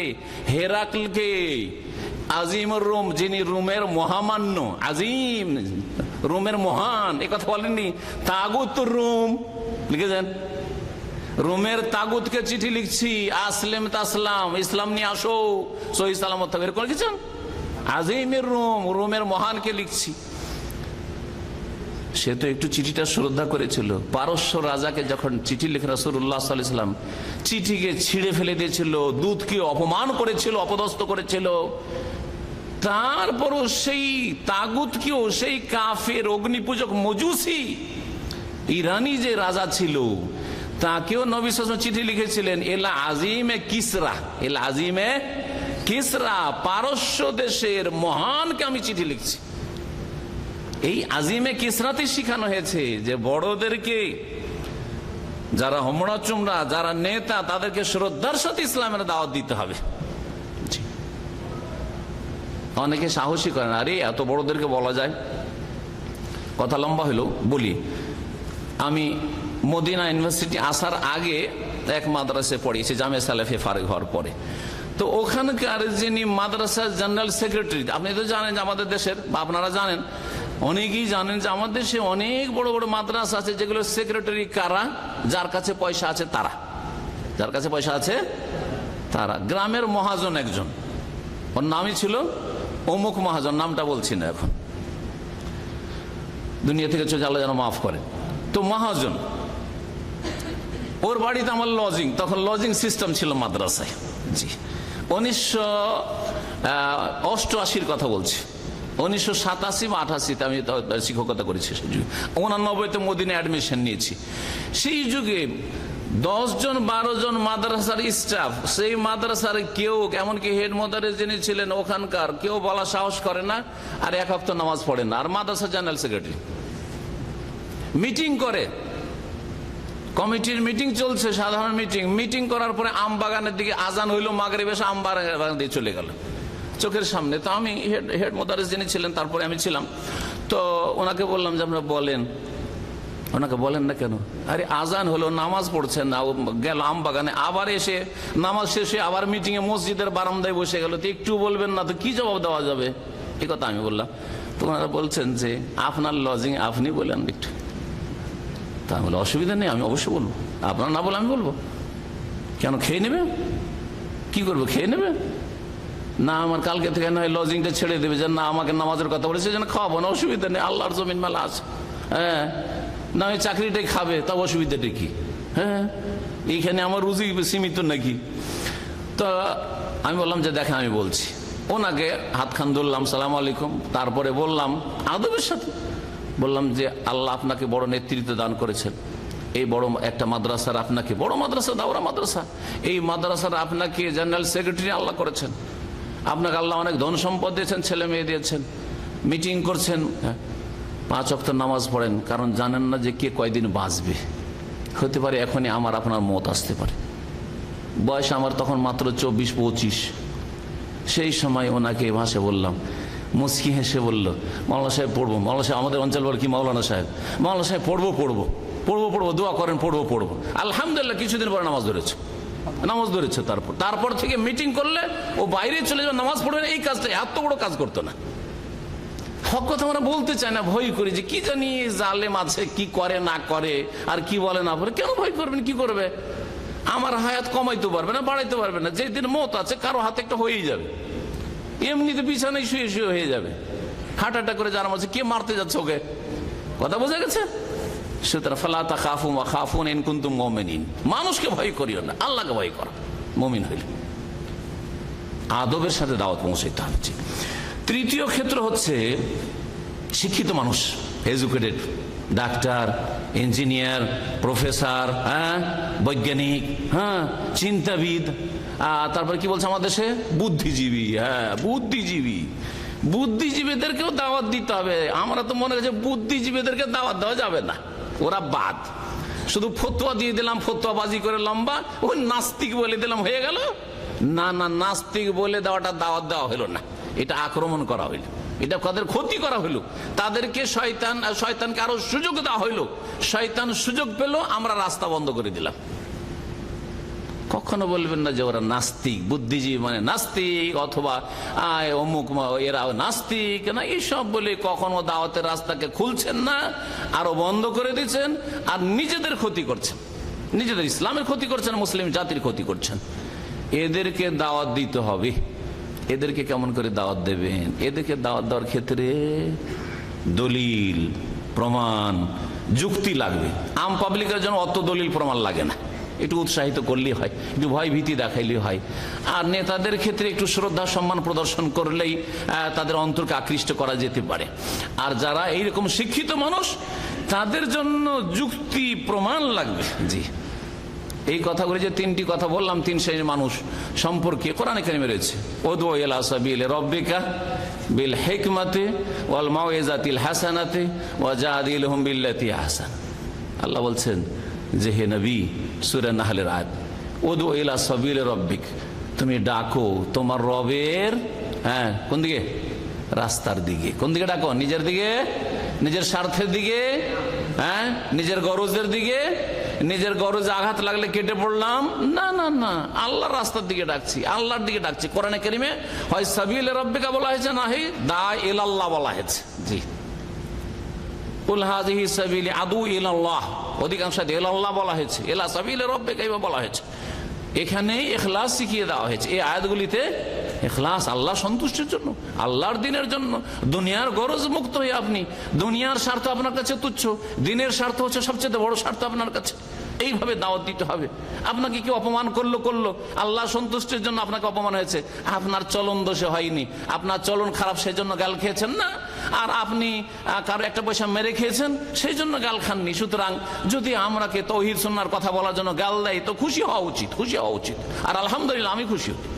কেউ যদি খবর দেয় যে গাল দিয়ে, আলহামদুলিল্লাহ। কার জন্য গাল খেয়েছি? কার জন্য গাল খেয়েছি? চলন দোষে কারো এক পয়সা মেরে খেয়েছি বলতে পারবে না, আল্লাহর দিনের জন্য। কোন এক সাহাবী জিহাদের ময়দানে তার একটা আঙ্গুল কেটে গেছিল, একটা আঙ্গুল কেটে গেছিল, সহিহ বুখারীতে রয়েছে। আঙ্গুল কেটে রক্ত প্রবাহিত, আঙ্গুল কেটে পড়ে গেছে, রক্ত পড়ছে। তিনি এই কবিতাটা আবৃত্তি করেছিলেন, তিনি পাঠ করেছিলেন, হাল আনতে ইল্লা ইসবাউন দামিতি ওয়া ফি সাবিলিল্লাহি মা লাকিতি। হে আঙ্গুল, তুমি একটা আঙ্গুল, হাল আনতে ইল্লা ইসবা, একটা আঙ্গুল, দামিতি, তোমার থেকে রক্ত প্রবাহিত হয়েছে, রক্ত পড়ছে, রক্ত ঝরছে। ফি সাবিলিল্লাহি মা লাকিতি, যেটুকু তোমার কষ্ট হয়েছে, যে হাতের আঙ্গুল কেটে পড়েছে আর রক্ত বইছে, এইটা ফি সাবিল আল্লাহর রাস্তায় হয়েছে, এটা আমার দুনিয়ার স্বার্থে হয়নি। যে কারো চুরি করতে গেছিলাম, ডাকাতি করতে গেছিলাম, মার খেয়েছি আর হাতের আঙ্গুল কেটেছে, তা হয়নি। সম্মানিত মাতৃমণ্ডলী, আল্লাহর সন্তুষ্টি যেন উদ্দেশ্য থাকে। বলছিলাম উদু ইলা সাবিল রাব্বিকা বিল হিকমাতে, হিকমত কৌশল। এই কৌশল হিকমত বলে বোঝানো হয়েছে যে নেতাদের সাথে কৌশল হবে শ্রদ্ধা সম্মানের। তারা ওপরে আছে, ওপরে রাখেন তাদেরকে, ওপরে থেকেই তাদেরকে নিচে থেকে দাওয়াত পৌঁছান আপনি। রাসূলুল্লাহ আব্দুল্লাহ ওয়া রাসূলি আজিমির রোম ওয়াল মাউইজাতিল হাসানা। আর জনগণ, দ্বিতীয় ক্ষেত্র, জনগণকে উত্তম ওয়াজ করলেই চলে, উপদেশ দিলেই চলে, তারগিব তারহিব করলেই চলে। একটু উৎসাহিত করে জান্নাতের পথে, জাহান্নামের পথে, জাহান্নাম থেকে ভয় দেখান একটু, আশা করি জনগণের জন্য হয়ে যাবে। ওয়াজাদিলহুম বিল্লাতি আহসান। আর উত্তম পন্থায় তর্ক করো, যুক্তি পেশ করো। কাদের সামনে? শিক্ষিতদের সামনে। জি, আপনি সবার সামনে একই রকম কথা বললেন, কানে আঙুল দিয়ে সুর করে ওয়াজ শুরু করে দিলেন, ওখানে ডাক্তার ইঞ্জিনিয়ার বসে আছে, আর দেশের এলাকার নেতাও বসে আছে, আর সেখানে অশিক্ষিত লোকেরা বসে আছে। এই ওয়াজ দিয়ে সমাজের কি সংস্কার হবে? হ্যাঁ, শুধু সুর শোনাইছেন। আপনার নিজের ছেলে মেয়েদের সাথে কথা বললে তো সুর হয় না। হ্যাঁ, আপনার রাজনৈতিক পলিটিক্যাল যখন লেকচার দেন তখন তো সুরের ওয়াজ করেন না। আর যখনই কালাল্লাহ কালা রসুল ইসলামের কথা বলতে লাগবেন তখন ভাইরা আমার শুরু করে দিলেন। এতে কি হবে? বিরক্ত হয়ে গেছে শিক্ষিত সমাজ, এইসব ওয়াজ থেকে বিরক্ত হয়ে গেছে। নেতারা এইসব ওয়াজ শুনতে চাই না, বোঝা গেছে? জি হ্যাঁ, তো আশা করি এগুলি খেয়াল রাখার চেষ্টা করবেন। কথা এতে লম্বা করে ফেলেছি। এখন দায়ীদের আখলাক চরিত্র কেমন হবে বা বৈশিষ্ট্য কেমন হবে খুব সংক্ষেপে বলি। প্রত্যেকটা দলিল আর বলতে পারবো না, কারণ সময় অনেক হয়ে গেছে, আর শেষ করতে হবে আমাকে। প্রথম যে বৈশিষ্ট্য লাগবে দাওয়াতি কাজের ক্ষেত্রে, সেটা হচ্ছে কি বলতে পারেন? এক নম্বরে কি বলবেন? হ্যাঁ, না হিকমত না, এলেম না, তার আগে, এলেমের আগেও। হ্যাঁ, নিয়ত, ইখলাস, ইখলাসুন নিয়ত, ইখলাস, আন্তরিকতা। নিষ্ঠা, সবকিছুর আগে ইখলাস লাগবে। ইখলাস, জি। ইন্নামা নুতিমুকুম লিওয়াজহিল্লাহ, যা কিছু করছেন কিসের জন্য করছি, কার জন্য করছি? আপনাকে কেন বলছি যে ভাই এটা শিরক, আমার কি লাভ আছে? আপনি শিরক করলেই বা আমার লস কি? আর আপনি শিরক থেকে তওবা করলেই বা আমার লাভ কি? একটা পয়সা পাবো নাকি? দেবেন? হ্যাঁ, কিসের জন্য? লিওয়াজহিল্লাহ, আল্লাহর জন্য, আল্লাহকে রাজি করার জন্য। মাযরাতান ইলা রাব্বিকুম ওয়া লাআল্লাহুম ইয়াত্তাকুন, আল্লাহ বলছেন সূরা আরাফ। এই দুটো কথা আপনার সামনে থাকবে। আল্লাহর কাছে ওজর পেশ করতে পারবো, আল্লাহকেও আমি বলেছি, জানিয়েছি ওদেরকে। আর এই আশা নিয়ে যে হতে পারে এরা বিরত থাকবে, সংযত হয়ে যাবে, হ্যাঁ, লাআল্লাহুম ইয়াত্তাকুন, বেঁচে যাবে জাহান্নাম থেকে, এরা ভুল পথ থেকে বেঁচে যাবে, উদ্ধার হয়ে যাবে এরা। ইখলাস অত্যন্ত জরুরি। এই জন্য নিয়তের হাদিস বহু কিতাবে আইম্মায়ে কেরামগণ, ওলামায়ে কেরামগণ ইন্নামাল আমালু বিন্নিয়াতের হাদিসটি প্রথমে নিয়েছেন, যাতে করে ইলম শিখার আগে, কিতাবটা পড়ার আগে বা এই কাজ আমলগুলি করার আগে আপনার নিয়তটা ঠিক হয়ে যায়। যেমন নিয়ত তেমন বরকত, হ্যাঁ, নিয়ত গুণে বরকত আমাদের দেশের ভাষায় বলা হয়ে থাকে। ইখলাস, দুনিয়ার কোনো উদ্দেশ্য না থাকে, লোক দেখানো, লোক শোনানো, আল্লাহ যেন হেফাজত করেন। কখনো যেন এইরকম না আসে, ও আমার মাধ্যমে এত লোক হিদায়াত হয়েছে, ভিতরে অহংকার চলে এসছে, ভিতরে একটা সুনাম পাওয়ার আকাঙ্ক্ষা চলে এসছে। আল্লাহ যেন হেফাজত করেন এসব থেকে, এইসব যেন না হয়। আপনাকে কেউ একটু সুনাম করতে আপনি ফুলে গেলেন, এরকম হবেন না, বেলুনের মতো হবেন না, পাথরের মতো একটু ভারী হওয়ার চেষ্টা করবেন। জি, কেউ সুনাম করলেও যায় আসে না, দুর্নাম করলেও যায় আসে না। আমি কাজটা ঠিক করছি কিনা এটা দেখার বিষয়, আমার আমি হক পথে আছি কিনা এটা দেখার বিষয়। জি হ্যাঁ, সুনাম করলে ফুলে যাব, এটা ইখলাসের ত্রুটি। দুনিয়ার কোনো গরজ যেন না হয়। সূরা ইউসুফের আয়াত নম্বর 108 মহান আল্লাহ ইরশাদ করেছেন, কুল হাযিহি সাবিলি আদউ ইলাল্লাহি আলা বাসীরা। আদউ ইলাল্লাহ, এখানে কি আছে? হে নবী তুমি বলো, হাযিহি সাবিলি, এটা হচ্ছে আমার রাস্তা, সিরাতে মুস্তাকিম, জান্নাতের রাস্তা। আদউ ইলাল্লাহ, এই রাস্তার দিকে, আল্লাহর দিকে ডাকছি, এটা হচ্ছে আল্লাহর দিক, এই আল্লাহর দিকে ডাকছি। কোন দিকে ডাকছি? এই দিকে ডাকছি না, কোন দিকে ডাকছি?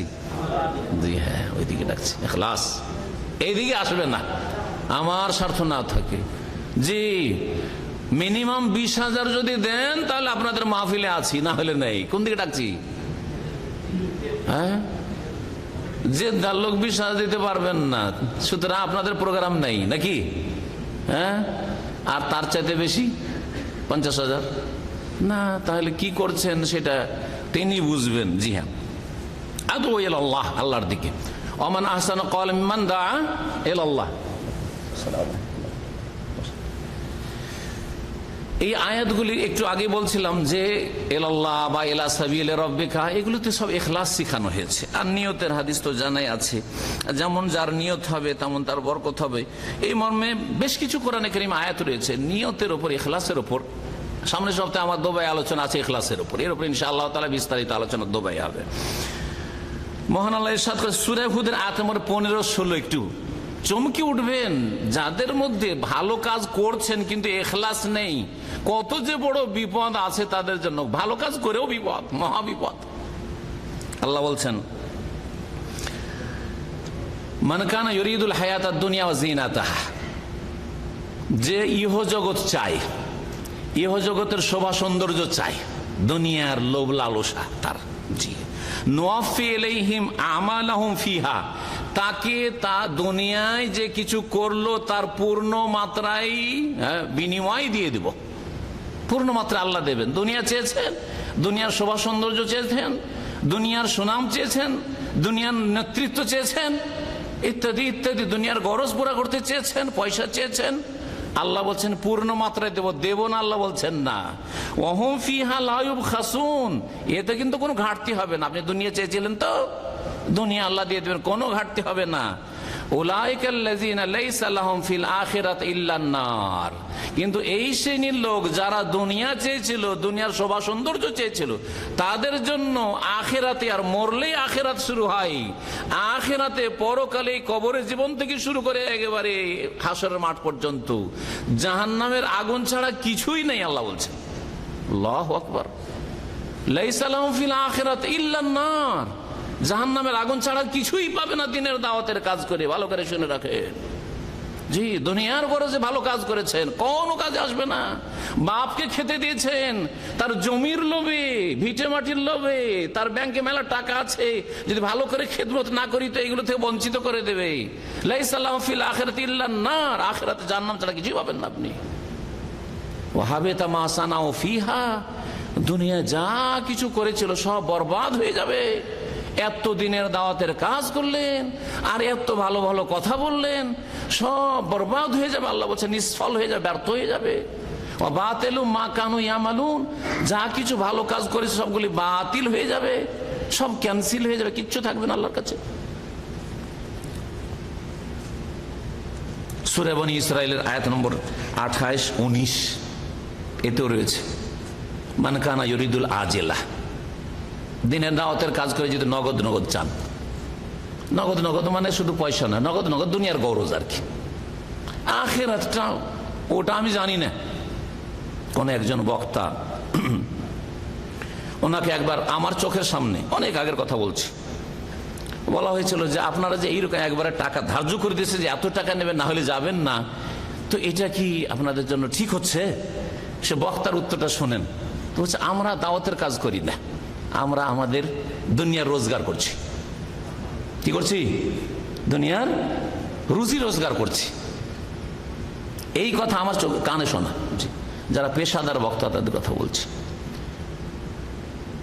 তো যদি এইটাই হয় তো কি বললেন আল্লাহ এই আয়াতে, সূরা হুদের আয়াতগুলিতে আর এই সূরা বনী ইসরাইল আয়াত শুনেন, মান কানা ইউরিদুল আজলা, যারা নগদ চাইবে, আজ্জালনা লাহু ফিহা মা নাশা, দুনিয়াতে যতটা চাইবো নগদ নগদ, আল্লাহ বলছেন দেব, নগদই দেব। ঠিক আছে, নগদ চেয়েছো, নগদই দেব, ক্যাশ দেব দুনিয়াতে।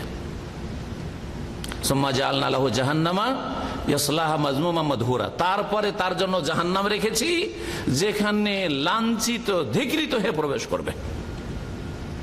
ওমান আরাদাল আখিরা, আর যারা দিনের কাজ করে, ইবাদত বন্দেগী করে, দাওয়ার কাজ করে, জি হ্যাঁ, ইসলামের খেদমত করে আখিরাত চাই, ওমান আরাদাল আখিরা ওয়া সাআলাহা সায়াহা, এবং তার জন্য যথাযথ মেহনত করলো। শুধু মনে মনে চাইলে হবে না, অনেকে আছেন মনটা খুব চাইছে কিন্তু সময় দিচ্ছেন না, না চলবে না। ওয়া সাআলাহা সায়া, মেহনত করতে হবে। আল্লাহ আপনাকে দাওয়াত সেন্টারে বসার সুযোগ দিয়েছেন, আল্লাহ আপনাকে দাওয়াত সেন্টারে আপনাকে ছাত্র হওয়ার, সিনিয়র ছাত্র হওয়ার সুযোগ দিয়েছেন। এই সুযোগগুলিকে ভালো কাজে লাগালেন না আপনি। আল্লাহ এখান থেকে আপনাকে দিন শিখার সুযোগ দিয়েছেন, দিন শিখে গিয়ে দেশে গিয়ে নীরব চুপ হয়ে গেলেন না। যথাযথ মেহনত করতে হবে। ফাউলাইকা কানা সায়ুহুম মাশকুরা, যদি যথাযথ মেহনত করে আখিরাতের উদ্দেশ্য করে, তাহলে তার শুকরের মূল্যায়ন করা হবে আল্লাহর কাছে, তার কদর করা হবে, মর্যাদা দেওয়া হবে। ইখলাস যাতে করে থাকে, নিষ্ঠার সাথে আল্লাহ সন্তুষ্টি, পরকালের মুক্তি, আল্লাহ রাব্বুল আলামিন এই ফরিজা আমাদের ওপর ফরজ করেছেন এবং এই ফরজ কাজ আমাদেরকে আঞ্জাম দিতে হবে। কুনতুম খায়রা উম্মাহ, এই উম্মত ততক্ষণ শ্রেষ্ঠ থাকবে যতক্ষণ এই দাওয়ার কাজ করে যাবে। সুতরাং আমি এই কাজ ফরজ আল্লাহর পক্ষ থেকে আদায় করছি, কোনো এহসান করছি না, কাউকে দিনের কথা শিখিয়ে তাদের উপর অনুগ্রহ করছি না, এহসান করছি না, বরং আমি আমার ফরজ আদায় করছি।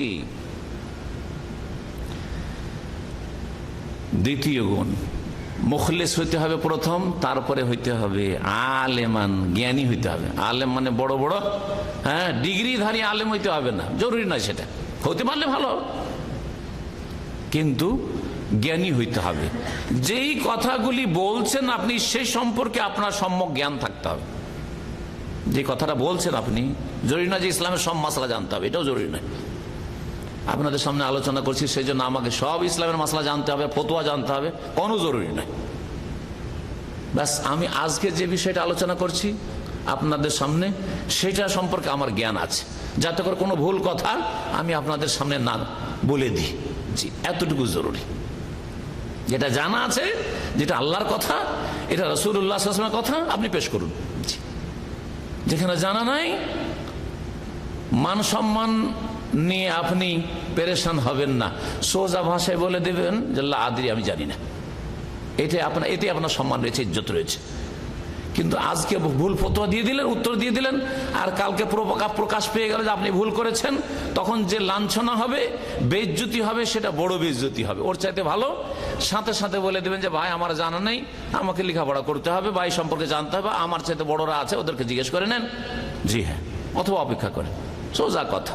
জি, জ্ঞানী মানুষরা বুঝবে, আর যারা জ্ঞানী নয় তারাও ধীরে ধীরে বোঝার চেষ্টা করবে। জি, আল্লাহর পক্ষ থেকে বলছেন, সুতরাং সন্দেহের ভিত্তিতে কোনো কথা বলবেন না। যেই কথাগুলি বলবেন সেগুলি যেন আপনার সামনে স্পষ্ট থাকে যে এগুলি হক হক কথা বলছি। জি, বাতিল থেকে সতর্ক করছি। এমন না হয় যে ভালো কথাকে আপনি ভুল বলছেন, অথবা আপনি যে কথাটা বলছেন সেটা ঠিক নয়, এরকম যাতে না হয়। এই সূরা ইউসুফের এই আয়াতেই শিক্ষা দেওয়া হয়েছে। 108 নম্বর আয়াত, কুল হাযিহি সাবিলি আদউ ইলাল্লাহি আলা বাসীরাতিন। হে নবী তুমি বলো, হাযিহি সাবিলি, এটা হচ্ছে আমার রাস্তা, আল্লাহর দিকে আমি ডাকছি। হাযিহি সাবিলি, এই হচ্ছে আমার রাস্তা, সরল পথ। আদউ ইলাল্লাহ, ইখলাস শিখানো হইলো ইলাল্লাহ। আলা বাসীরাতিন, এতে কি শিখানো হইলো যে আপনাকে এলেমওয়ালা ব্যক্তি হইতে হবে। ইসলামের কিছুই জানেন না, 50-60 বছর একেবারে পাপের জীবন যাপন করলেন, আর তারপরে সময় দিয়ে দিলেন, ভাই আল্লাহর রাস্তে সময় দেন, ভাই আল্লাহর রাস্তে সময় দেন, আর সময় দিতে বেরিয়ে গেলেন। বেরিয়ে যাওয়ার পরে এমন এলাকায় গেলেন যেখানে যাওয়ার পরে ওই এলাকার ভাষা জানেন না। হ্যাঁ, জিজ্ঞাসা করছে যে একটু আমাদেরকে বলেন, বলছে আমাদের আমির সাহেবকে জিজ্ঞাসা করেন, আমি তো বুঝি না এই ভাষা। জি, একবার তখন জামে সালেফে বানারসে লেখাপড়া করে, মদিনা আসি, ইন্দোনেশিয়া আর মালয়েশিয়া থেকে। জি, চিল্লার ভাইরা এসেছে ভারতে, ইন্ডিয়াতে, মোবারকপুর, শেখ সাফিউর রহমান মোবারকপুরে আমার খুব বড় ওস্তাদ উনি। ওনার কাছে লেখাপড়া করে জামে সালাফিয়ায়, যে রাহিকুল মাখতুমের লেখক যে রাহিমাহুল্লাহ। তো ওনার শহরে বেড়াতে গেছি, জামে সালাফে বানারস থেকে কিছুটা দূর, 150 কিলোমিটার বেড়াতে গেছি, দেখতে গেছি। তো ওখানে বিশাল এক মসজিদ আছে, সেই মসজিদে গিয়েছি, গিয়ে দেখি যে 4-5 তলা সব ভর্তি আছে বিদেশি সব মেহমান, যারা এসেছেন এই সময় দিতে এসেছেন ভাইরা। তো জীবনে কোনোদিন বিদেশি লোককে দেখিনি, ওই ইন্ডিয়া বাংলাদেশের লোক ছাড়া আর তো বিদেশি লোককে দেখিনি। কেমন মনটা চায় বিদেশি লোকদের, যারা সৌদি আরবে চলেছেন ওদের আর আগ্রহ নেই, সব দেশ দেখা হয়ে গেছে, তাই না? এখানে বসে কালো সাদা সব দেখা হয়ে গেছে, আর দেখার অত আগ্রহ নাই। কিন্তু আমাদের কি যে আগ্রহ ছিল তখন, ইন্দোনেশিয়ার লোক দেখতে পাবো, মালয়েশিয়ার লোক দেখতে পাবো, যায়। আমার সাথে আরেকজন ছিল মাদ্রাসার ছাত্র, সে ইংলিশ বলতে পারতো, আর আমি তখন আরবি বলতে পারতাম। চলো, দুই ভাষাই তো জানি, আর দুটোই তো ভাষা জানলে তো সারা পৃথিবী ঘোরা যায়, অসুবিধা কি? আর এত ইসলামের কাজে এসছে বলছে। তো ওদের সাথে কথা বলার জন্য গেলাম, সব রুমে রুমে গেলাম, আর সালাম দিই, আর বলি আরবি বলি, তখন হাতের ইশারা বলছে আমি জানি না। তখন ওই ভাইকে যে ছিল তার নাম ছিল ইসরাইল, ওকে বললাম যে ইসরাইল ভাই তুমি তো ইংলিশ জানো, তো তুমি ইংলিশ বলো। ও মাদ্রাসা কিন্তু ইংলিশ খুব ভালো বলতো, তো ইংলিশ বলো তুমি। ইংলিশ বলে, বলছে যে কিচ্ছু জানি না, হাতের ইশারা। তো ওখানে হা লাদ্রি, কিচ্ছু জানি না। তো জিজ্ঞেস করলাম যে তাহলে কি করবো, তাহলে আমরা আপনাদের সাথে কথা বলতে চাই, আপনার বিদেশ থেকে এসছেন, এখানে আপনার মেহমান কথা বলতে চাই। বলছে আমাদের আমির সাহেব উনি জানেন ইংলিশ, ওনার কাছে চলে যান। আর আমির সাহেবের কাছে এত প্রাচীর দেওয়া আছে যে ও প্রাচীর ভেঙে যাওয়াই বড় মুশকিল। জি হ্যাঁ, কি কথা বলছিলাম, যে এসেছেন তবলিগ। তবলিগ মানে কি? পৌঁছা দেওয়া। তো কি পৌঁছাবেন? ভারতে এসছেন, বাংলাদেশ এসেছেন পৌঁছাবার জন্য, ইন্দোনেশিয়া মালয়েশিয়া থেকে। ভারতের ভাষাও জানলেন না, বাংলাদেশের ভাষাও জানলেন না, ইন্টারন্যাশনাল ইংরেজিটাও জানলেন না, ইসলামের যে ভাষা আরবিটাও আরবি জানলে তো আরবি শেখেরা যাচ্ছে, আরবিতে লেকচার দিয়ে দিল, খুতবা দিয়ে দিল, তর্জমা হয়ে গেল, কাজ হয়ে গেল, ঠিক না? আরবিও জানলেন না, ইংলিশও জানলেন না, আর ওই দেশে যে দেশে যাচ্ছে সেই দেশের ভাষাও জানলেন না। তাহলে কি সময় লাগাইতে এসেছেন? হ্যাঁ বলেন, কিসের সময় লাগাতে এসছেন? বলছে আমরা শিখতে এসছি। আর একটা রাস্তা আছে, শিখতে এসছি। আরে শিখার জন্য মাদ্রাসা আছে, বলছে ছোটরা পড়ে, তো বড়দের মাদ্রাসা করেন, যেমন ইসলামিক সেন্টারে মাশাআল্লাহ, তো বড়দের মাদ্রাসা আপনাদের। জি হ্যাঁ, প্রবাসীদের জন্য ইসলামিক সেন্টারগুলো সৌদি আরবের। হ্যাঁ, কোনো বয়সের শর্ত নেই, 5 বছরের ছেলেকে নিয়ে এসে বসে যান, আবার 90 বছরের বিরুদ্ধে এসে আমাদের কাছে দিন শিখেন, অসুবিধা নেই। তো এরকম ব্যবস্থা করে দেন। দেশে এইরকম মাদ্রাসা খোলার প্রয়োজন রয়েছে। শিখতেই যদি হয়তো এলাকায় বাড়িতে বসে বসে বিবিরও খোঁজ নেওয়া হলো, ছেলে মেয়েরও খোঁজ নেওয়া হলো, ঘর সংসারেরও খোঁজ নেওয়া হলো, ব্যবসা বাণিজ্য চাষাবাদেরও খোঁজ খবর নেওয়া হলো, আর তার সাথে সাথে দিনও শিখা হইল। কিন্তু এক দেশ থেকে এক দেশে এসছেন আর একটিও ভাষা বুঝেন না, আর বলছেন আল্লাহর রাস্তায় সময় লাগাইতে এসছি। এই সময় লাগানো যে আল্লাহ কেমন করে কবুল করবেন আপনারাই বলবেন, আমরা জানি না। জি, বলছিলাম যে দায়ীর জন্য কি হইতে হবে? আলেম জ্ঞানী হইতে হবে। যাদেরকে বলছেন তাদের ভাষা তাদের কাছে পৌঁছে দিতে পারছেন, ওই ভাষাটাও জানতে হবে। আর যে কথাগুলি পৌঁছাচ্ছেন কোরআন সুন্নাহর জ্ঞানটাও থাকতে হবে। জানেন না, শুধু শুনে শুনে ফতোয়া দিচ্ছেন। আর একটা কথা কেন বলি, আজকাল শুনে শুনে ওস্তাদ আর শাইখদের কাছ থেকে শুনে শুনে ফেসবুকের মেলা মুফতি পয়দা হয়েছে। সাবধান হয়ে যান আল্লাহর ওয়াস্তে, এই শুনে শুনে ফতোয়া দিবেন না, দলিল জেনে ফতোয়া দেন। ইমাম আবু হানিফা রাহিমাহুল্লাহ বলছেন, লা ইয়াহিল্লু লিআহাদিন, কারো জন্য হালাল নয়, আন ইফতিয়া বিকালামিনা, আমাদের কথা নিয়ে ফতোয়া দিয়ে বেড়াবে। আবু হানিফা রাহিমাহুল্লাহর কথা দিয়ে যদি ফতোয়া না দেওয়া যায় বিনা দলিলে, তো আমার আপনার শেখ আব্দুল বাকির লেকচার শুনে ফেসবুকের মুফতি হবে? হ্যাঁ, তওবা করেন আল্লাহর রাস্তে। জি, কালামে না, আমাদের কথা দিয়ে ফতোয়া দেবে, এটা জায়েজ নাই। মালাম ইয়ারিফ, যতক্ষণ না জানলো, মিন আইনা কুলনা, কোন দলিলের ভিত্তিতে বললাম, কোন আয়াতের ভিত্তিতে ফতোয়া দিয়েছি, কোন হাদিসের ভিত্তিতে ফতোয়া দিয়েছি, যতক্ষণ উৎস না জানবে ততক্ষণ পর্যন্ত কোন মানুষের জন্য ফতোয়া দেওয়া যায় না। সুতরাং আল্লাহর হস্তে দাওয়াত দেন, ফতোয়া দিয়েন না। দায়ী হওয়া সহজ, কিন্তু মুফতি হওয়া সহজ নয়। একটি কথা এখানে আপনাদেরকে ট্রেনিং করাচ্ছি ভালো করে শোনেন, যে দায়ী হন, মুফতি হয়েন না। আমরাও নিজে দেশে তো মুফতি দাবি করতে তো অসুবিধা নেই, ও মুফতি সাহেব, আল্লামা সাহেব, কিন্তু আমরা নিজেদেরকে মুফতি বলি না। দাদা বোঝা গেছে? আমরা দিনের দাওয়াতের কাজ করি, মাসলা মাসায় যদি জিজ্ঞাসা করেন জানা থাকে তো বলে দেবো, আর দাবি করে বসে থাকবো যে মুফতি সাহেব, মুফতি টাইটেল নিয়ে এসেছি। না না না না, ওই এক বছরে একটা কোর্স করে একটা সার্টিফিকেট হাসিল করে নিয়েছেন, ওই দাওরা পাশ করার মতো বা আলেম ফাজল কামেল করার মতো, আর মুফতি সাহেব হয়ে বসে আছেন। এগুলো মুফতি হওয়া জায়েজ নয় যতক্ষণ পর্যন্ত দলিল সম্পর্কে সম্যক জ্ঞান না আছে। আমি যেই ফতোয়া দিচ্ছি কোন আয়াতের ভিত্তিতে, কোন হাদিসের ভিত্তিতে, সরাসরি আয়াত হাদিস থেকে প্রমাণিত হচ্ছে নাকি ইস্তেমবাত হচ্ছে, সেটা জানতে হবে নাকি, তারপরে ফতোয়া দেওয়া যায়। এমনি এমনি ফতোয়া দেওয়া শুরু করবেন, এটা মোটেই জায়েজ না। সুতরাং দাওয়াতের কাজ করুন, ফতোয়ার কাজ করিয়েন না। আজকাল হোয়াটসঅ্যাপ গ্রুপ তৈরি করে করে ফতোয়া দিচ্ছেন, সাধারণ মানুষরা অল্প কিছু শিখে ফতোয়া দিবেন না। হ্যাঁ, তাওহীদ সুন্নতের কথা প্রচার করুন, তাওহীদ সুন্নতের কথা প্রচার করুন। আর তারপরে দিনের মাসাইলের ক্ষেত্রে ফতোয়া ছাড়া যেগুলি বলা যেতে পারে সেগুলি, নামাজের গুরুত্ব, নামাজ না পড়লে কি হইতে পারে ইত্যাদি, আর ইবাদত বন্দেগী, আখলাক, চরিত্র ইত্যাদি সব মানুষের গঠন করার চেষ্টা করেন।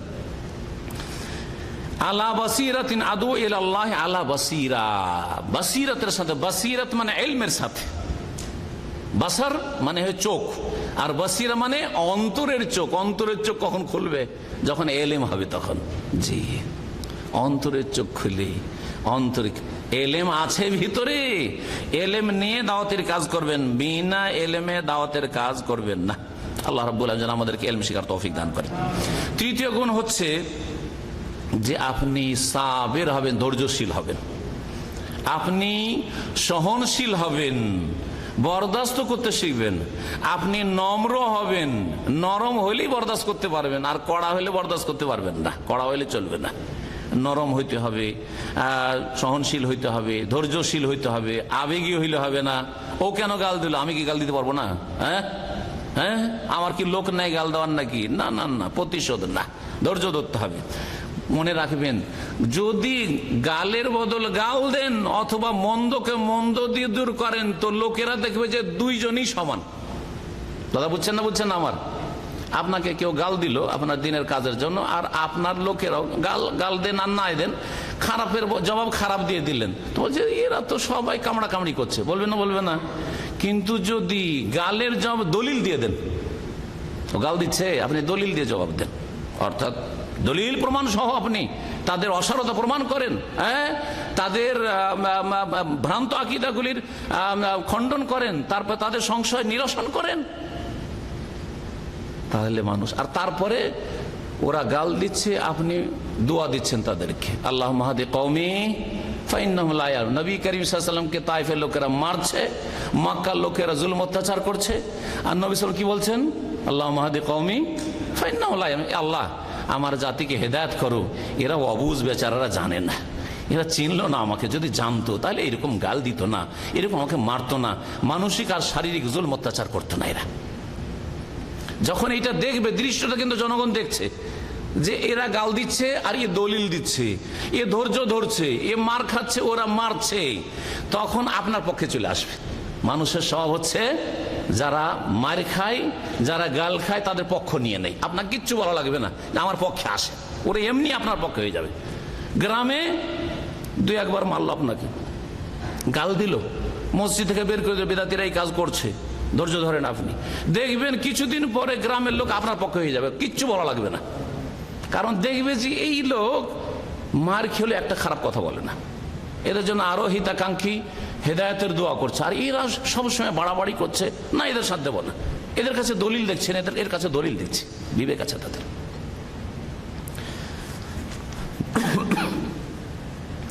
নবী মোহাম্মদ রাসূলুল্লাহ সাল্লাল্লাহু আলাইহি ওয়াসাল্লামকে আল্লাহ বলেছেন যে ফাবিমা রাহমাতিন মিনাল্লাহি লিনতা লাহুম, সূরা আলে ইমরান আয়াত নম্বর 159। আল্লাহর রহমতে তুমি নরম হয়েছো। তুমি যদি নরম না হতে, আর তুমি যদি পাষণ্ড হইতে, তুমি যদি নিষ্ঠুর হতে, আর তোমার চরিত্র যদি শক্ত হইতো, তাহলে লান ফাযু মিন হাওলিক, মানুষরা পালিয়ে যেত, তোমার পাশে কেউ আসতো না ঘনিয়ে। আর মুসা আলাইহিস সালামের কথা, হারুন আলাইহিস সালামের কথা তো বললাম আপনাদেরকে। নবী মুহাম্মদ রাসূলুল্লাহ সাল্লাল্লাহু আলাইহি ওয়াসাল্লাম একটি হাদিস এই ক্ষেত্রে শোনায়, যে হাদিসটি অনেকে শুধু শাসক নেতাদের উপর ফিট করে, শাসক নেতাদের ক্ষেত্রে নয়। শাসক নেতারা নেতৃত্ব দেয় দেশের উপর অথবা মানুষের শরীরের উপর, কিন্তু দায়ী আল্লাহ মানুষের অন্তরের উপর নেতৃত্ব দেয়।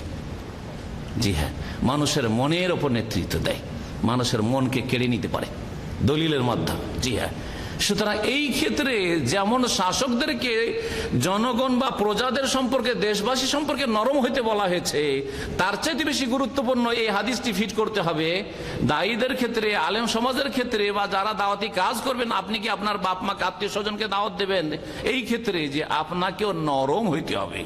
প্রিয় মুহাম্মদ রাসূলুল্লাহ সাল্লাল্লাহু আলাইহি ওয়াসাল্লামের একটি দোয়া আর বদদোয়া রয়েছে, দোয়াও রয়েছে আর বদদোয়া রয়েছে, সহিহ মুসলিম হাদিস। আল্লাহুম্মা মান ওয়ালিয়া মিন আমরি উম্মতি শাইআন, হে আল্লাহ, আমার উম্মতের কেউ যদি কোনো কাজের দায়িত্ব পায়, কেউ দেশের শাসনের দায়িত্ব পেয়েছে, কেউ দাওয়াতি কাজের দায়িত্ব পেয়েছে, বুঝছেন না, বুঝছেন না, দেশের দায়িত্ব না কিন্তু এলমি ময়দানে দায়িত্ব পেয়েছেন, দাওয়াতের ক্ষেত্রে দায়িত্ব পেয়েছেন, ধর্মীয় নেতৃত্ব পেয়েছে, ধর্মের ক্ষেত্রে আপনি দায়িত্ব পেয়েছেন। আল্লাহ, আমার উম্মতের কোনো কিছু যদি কেউ দায়িত্ব পায়, দায়িত্বশীল হয়, ফাশাক্কা আলাইহিম, আর তাদের জন্য যদি সে কঠিন করে ফেলে, একবার কঠোর হয়ে গেল, নিষ্ঠুর হয়ে গেল, শক্ত আচরণ করলো, তাদের সাথে খারাপ আচরণ করলো, ফাশকুক আলাইহি, তাহলে ওই ব্যক্তির ওপর তুমি কঠিন করে দাও। দিনের দাওয়াত দিতে গিয়ে যদি আপনি বাপ মায়ের সাথে, আত্মীয় স্বজনের সাথে, দেশবাসীর সাথে, গ্রামবাসীর সাথে, অথবা নিজের ভাষাভাষীদের সাথে, জাতির সাথে যদি খারাপ আচরণ করেন, তাহলে নবী করিম সাল্লাল্লাহু আলাইহি সাল্লামের বদদোয়া রয়েছে যে খারাপ আচরণ করেছে, সুতরাং আল্লাহ তুমি তার জন্য কঠিন করে দাও, আল্লাহ আপনার জন্য কঠিন করে দেবেন, হে দায়ী। আর যদি আপনি তাদের সাথে নরম ব্যবহার করেন, তাহলে নবীর নেক দোয়া রয়েছে। তারপরে বলছেন নবী ওমান ওয়ালিয়া মিন আমরি উম্মতি শাইআন, আমার উম্মতের কোনো কিছুর যদি কেউ দায়িত্ব পায়, দিনের কাজের দায়িত্ব পেয়েছেন আপনি, আল্লাহ আপনাকে তৌফিক দান করেছেন, মন মেজাজ দিয়েছেন দাওয়াতি কাজের, এলেম দিয়েছেন, এখন সেই কাজগুলি চালিয়ে যাচ্ছেন, দাওয়াতের কাজ চালিয়ে যাচ্ছেন, এই আল্লাহ সম্মান দিয়েছেন, তাহলে সেই ক্ষেত্রে যদি ফারাফাকা বিহিম, জাতির সাথে যদি নম্র আচরণ করে, ফারফুক বিহিম, তাহলে তার সাথে কি করো, তুমিও আল্লাহ নম্র ব্যবহার করো, তুমিও তার উপর মায়া করো, তুমিও তার উপর দয়া করো, নবী করিম সাল্লাল্লাহু আলাইহি ওয়াসাল্লামের। তাহলে যারা নরম প্রকৃতির দায়ী, নরম ভাষায় মানুষকে হেদায়েতের জন্য চেষ্টা করবে, তাদের জন্য নবী সাল্লাল্লাহু আলাইহি ওয়াসাল্লামের দোয়া রয়েছে, নেক দোয়া রয়েছে। আর যারা এমন খারাপ আচরণ করবে যে রাস্তায় বন্ধ করে দিল, খারাপ ব্যবহার করে বরং আরো গুমরাহির দিকে ঠেলে দিল তাদের খারাপ আচরণের কারণে, তাদের জন্য বদদোয়া রয়েছে নবী করিম সাল্লাল্লাহু আলাইহি ওয়াসাল্লামের। 4 নম্বর চরিত্র হচ্ছে আলেম হওয়ার পরে আমেল হইতে হবে। আপনি যা কিছু শিখছেন, যা কিছু প্রচার করবেন, তার আগে কি করতে হবে, নিজে আমল করতে হবে। ওই যে বললাম সূরা আসরে ওয়াতাওয়াসাউ বিল হাক্কের আগে কি আছে, ও আমিলুস সালিহাত, ভালো কাজ করতে হবে। আপনি নেক হবেন, আপনাকে যদি আপনি শেখ মানুষ, অথবা আপনি শেখ না, শেখের ছাত্র, সিনিয়র ছাত্র, আর আপনার আশেপাশে যে লোকগুলি আছে মাঝে মধ্যে মাসে 2-4 দিন জামাতে নামাজ পড়তে আসে, বা হয়তো 5 ওয়াক্তই পড়ে কিন্তু বিদাত করে, হয়তো অনেক বিদাতি আছে 5 ওয়াক্ত নামাজ পড়ে আর ফজর আগে এসে নামাজে হাজির, আপনাকে এসে খুঁজছে এই লোকটা তো খুব দাওয়া দাওয়া করে আর ইসলামিক সেন্টারে ডাকে, তো এখানে তো ওর বাসা, তো ফজরে কেন খুঁজে পাই না? বলেন, আপনাকে যদি ফজরে খুঁজে না পায়, আপনি হুজুর, আপনি শেখ, অথবা আপনি হুজুরের ছাত্র, ইসলামিক সেন্টারে যাতায়াত করেন, আর ওই বেদাতি, যে ব্যক্তি বেদাতি বলছেন, সে ফজরের নামাজে আসা আপনাকে খুঁজে পায় না, তা আপনার কাছ থেকে কি শিখবে? কখন আপনার দাওয়াত কবুল করবে না। সুতরাং আপনাকে সৎকর্মশীল হইতে হবে। আপনি যা কিছু শিখাচ্ছেন আর যা কিছু জেনেছেন তার প্রতি আমল করুন আগে, আর আমল করে যখন মানুষকে দাওয়াত দেবেন তখন সেটা ফলপ্রসূ হবে। এবং যদি ঘাটতি থাকে, তাই বলে আমি এই কথাটি বলবো না অতক্ষণ যতক্ষণ আমি না আমল করব, এটাও ভুল তরিকা। আপনাকে আল্লাহ বদনসিব করেছেন, হয়তো আপনি আমল করতে পারেন না, তারপরে বলতে থাকেন, তবে সেই কথার তাসির কম হবে। যখন আপনার আমল খারাপ হবে তখন আপনার দাওয়াতে বরকত কম হয়ে যাবে। 5 নম্বর বৈশিষ্ট্য হচ্ছে যে দাওয়াতের কাজ মানে শুধু টাইম পাস নয়, দাওয়াতের কাজ মানে মনের ঝাল মিটানো না। বুঝলেন, মনের ঝাল মিটানো, আক্রোশ মিটানো। দেখছেন যে একটা লোক বিদআত করে বা শিরক করে, বা এই লোকটা নামাজ পড়ে না, বললে নামাজ পড়ে না, একদিন বইলে ভালো করে মনের ঝালটা মিটিয়ে নেব, এটা উদ্দেশ্য হবে নাকি? নামাজ পড়ে না মিয়া, নামাজ পড়েন না, কি মুসলমান? মুসলমান এটা চরিত্র নাকি? এরকম করে বলবেন না, আপনি তার হিতাকাঙ্ক্ষী হবেন, তার দরদি হবেন, তাকে হেদায়েত করার জন্য উদ্গ্রীব হবেন, আপনি হারিস হইতে হবে আপনাকে। আম্বিয়া রাসূলগণ এইরকম ছিলেন।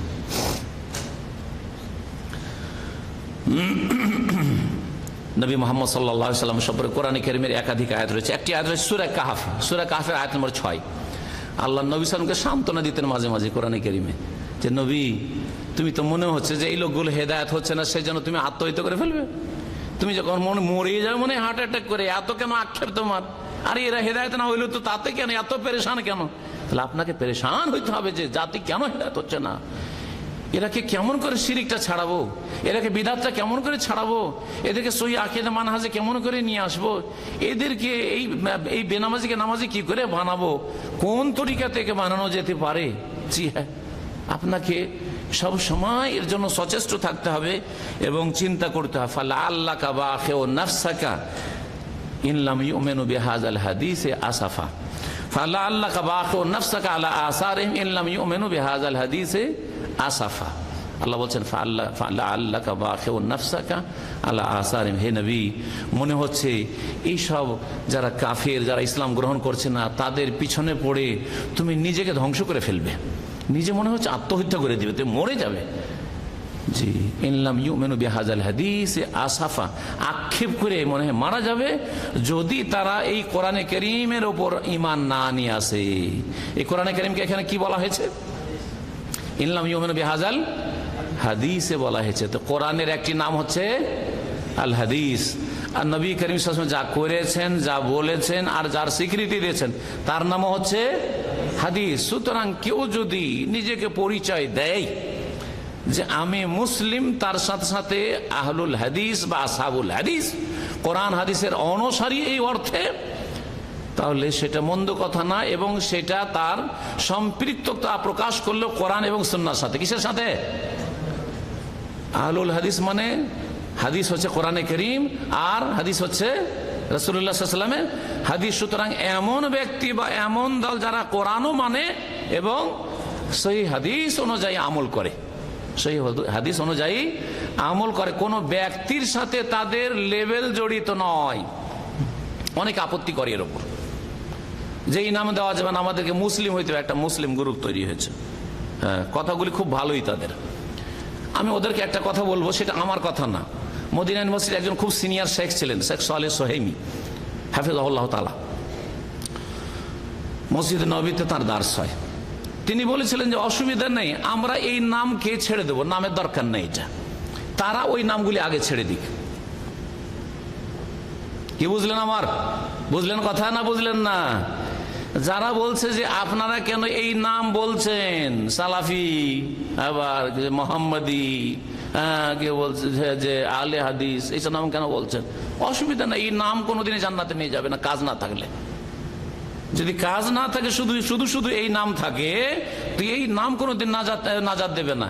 কিন্তু এটা পরিচিতির জন্য, শনাক্ত করার জন্য নামটা বলার প্রয়োজন কেন হয়েছে? এই জন্য যে আপনারা কোনো ব্যক্তির সাথে জড়িত হয়ে নামকরণ করেছেন নিজের, ওই নামগুলো আপনারা বাদ দিয়ে দেন। হ্যাঁ, কেউ নিজের নাম রাখবেন আপনি হাম্বেলি, শাফি, মালিকি, হানাফি, দেওবন্দি, রেজবি, এই নামগুলি যখন বাদ হয়ে যাবে, আপনারা বলবেন আমাদের নাম সব মুসলিম, তখন আমরা সব মুসলিম, আর সবার দলিল হচ্ছে কোরআন এবং হাদিস, শেষ, আর নামের দরকার নেই। যখন ব্যক্তির সাথে জড়িয়ে নাম রাখতে পারছেন আপনি, যেটা ব্যক্তির অন্ধত্বর দিকে ইঙ্গিত করছে, তাহলে কেউ যদি কোরআন সুন্নাহর সাথে সম্পর্ক রেখে নামকরণ করে, তো ওতে কেন গায়ের জ্বালা হবে? তারপরেও সেই নাম ছেড়ে দেবো, আপনার আল্লাহর রাস্তায় নামটা ছেড়ে দেন, কোনো দরকার নেই। সালাফি নামটি সালাফের সাথে সম্পর্ক। সালাফ কারা? সাহাবায়ে কেরাম সালাফ, তাবেঈন সালাফ, তাবা তাবেঈন সালাফ। সুতরাং ইমাম আবু হানিফা, শাফি, মালিক, আহমদ সবাই সালাফ, তাদের সকলের অনুসারী। আপনি একজনের সাথে নাম যদি জড়িয়ে রাখতে পারেন, তো আমরা যদি সকল সাহাবি, তাবেঈন, তাবা তাবেঈন সাথে জড়িয়ে নাম রাখি, সালাফি, তো এতে কেন গায়ের জ্বালা কষ্ট হবে? জি হ্যাঁ। তারপরে আবার বলছি যে এই নামও ছেড়ে দেবো, আর এই নামের কোনো মূল্য নেই, জরুরিও নেই এই নাম। যদি আপনাদের ওই নামগুলি উঠে যায়, তাহলে সকলে ওয়াসাম্মাকুমুল মুসলিমিন, সবাই মুসলিম হয়ে এক আল্লাহর ইবাদত করবেন, এক রাসূলের অনুসরণ করবেন, এক কাবাকে কিবলা বানাইবেন, তাওহীদ হবে আমাদের দিন, সুন্নাহ হবে আমাদের দিন, শিরক বিদআত বর্জন করব, চরমপন্থা বর্জন করব, আর ফরজ ওয়াজিব আদায় করব, হারাম নাজায়েজ থেকে বাঁচার চেষ্টা করব, এটা হচ্ছে দিন। জি, আর সবাই আমরা মুসলিম, যথেষ্ট এই মুসলিম নাম। জি, বলছিলাম হেদায়েতের জন্য আগ্রহী হবেন, হেদায়েতের জন্য আগ্রহী হবেন। নবী করিম সাল্লাল্লাহু আলাইহি সাল্লাম বড়ই উদ্গ্রীব হইতেন মানুষকে হেদায়েত করার জন্য, মানুষের কল্যাণ কামনার জন্য। ওই রকমই যেমন রুগী ডাক্তাররা চিকিৎসা যে করে, সব ডাক্তারকে রুগী পছন্দ করে না, হ্যাঁ, আর সব ডাক্তারের কাছে রুগী গিয়ে শান্তি পায় না, বুঝলেন তো না? অনেক ডাক্তারের কাছে গেলে আর ও ডাক্তারের কথা শুনলে অর্ধেক রোগ ভালো হয়ে যায়, আর অনেক ডাক্তারের কাছে গিয়ে ভালো ওষুধ দিলেও মনটা খারাপ হয়ে ডাক্তার কাছ থেকে বেরিয়ে আসে, হয় না? হয় না? আরে ডাক্তারের কাছে গেলাম, কিছুই বললো না, কি হয়েছে না হয়েছে, শুধু ওষুধ লিখে দিয়ে দিল, এরকম ওষুধ কে খায়?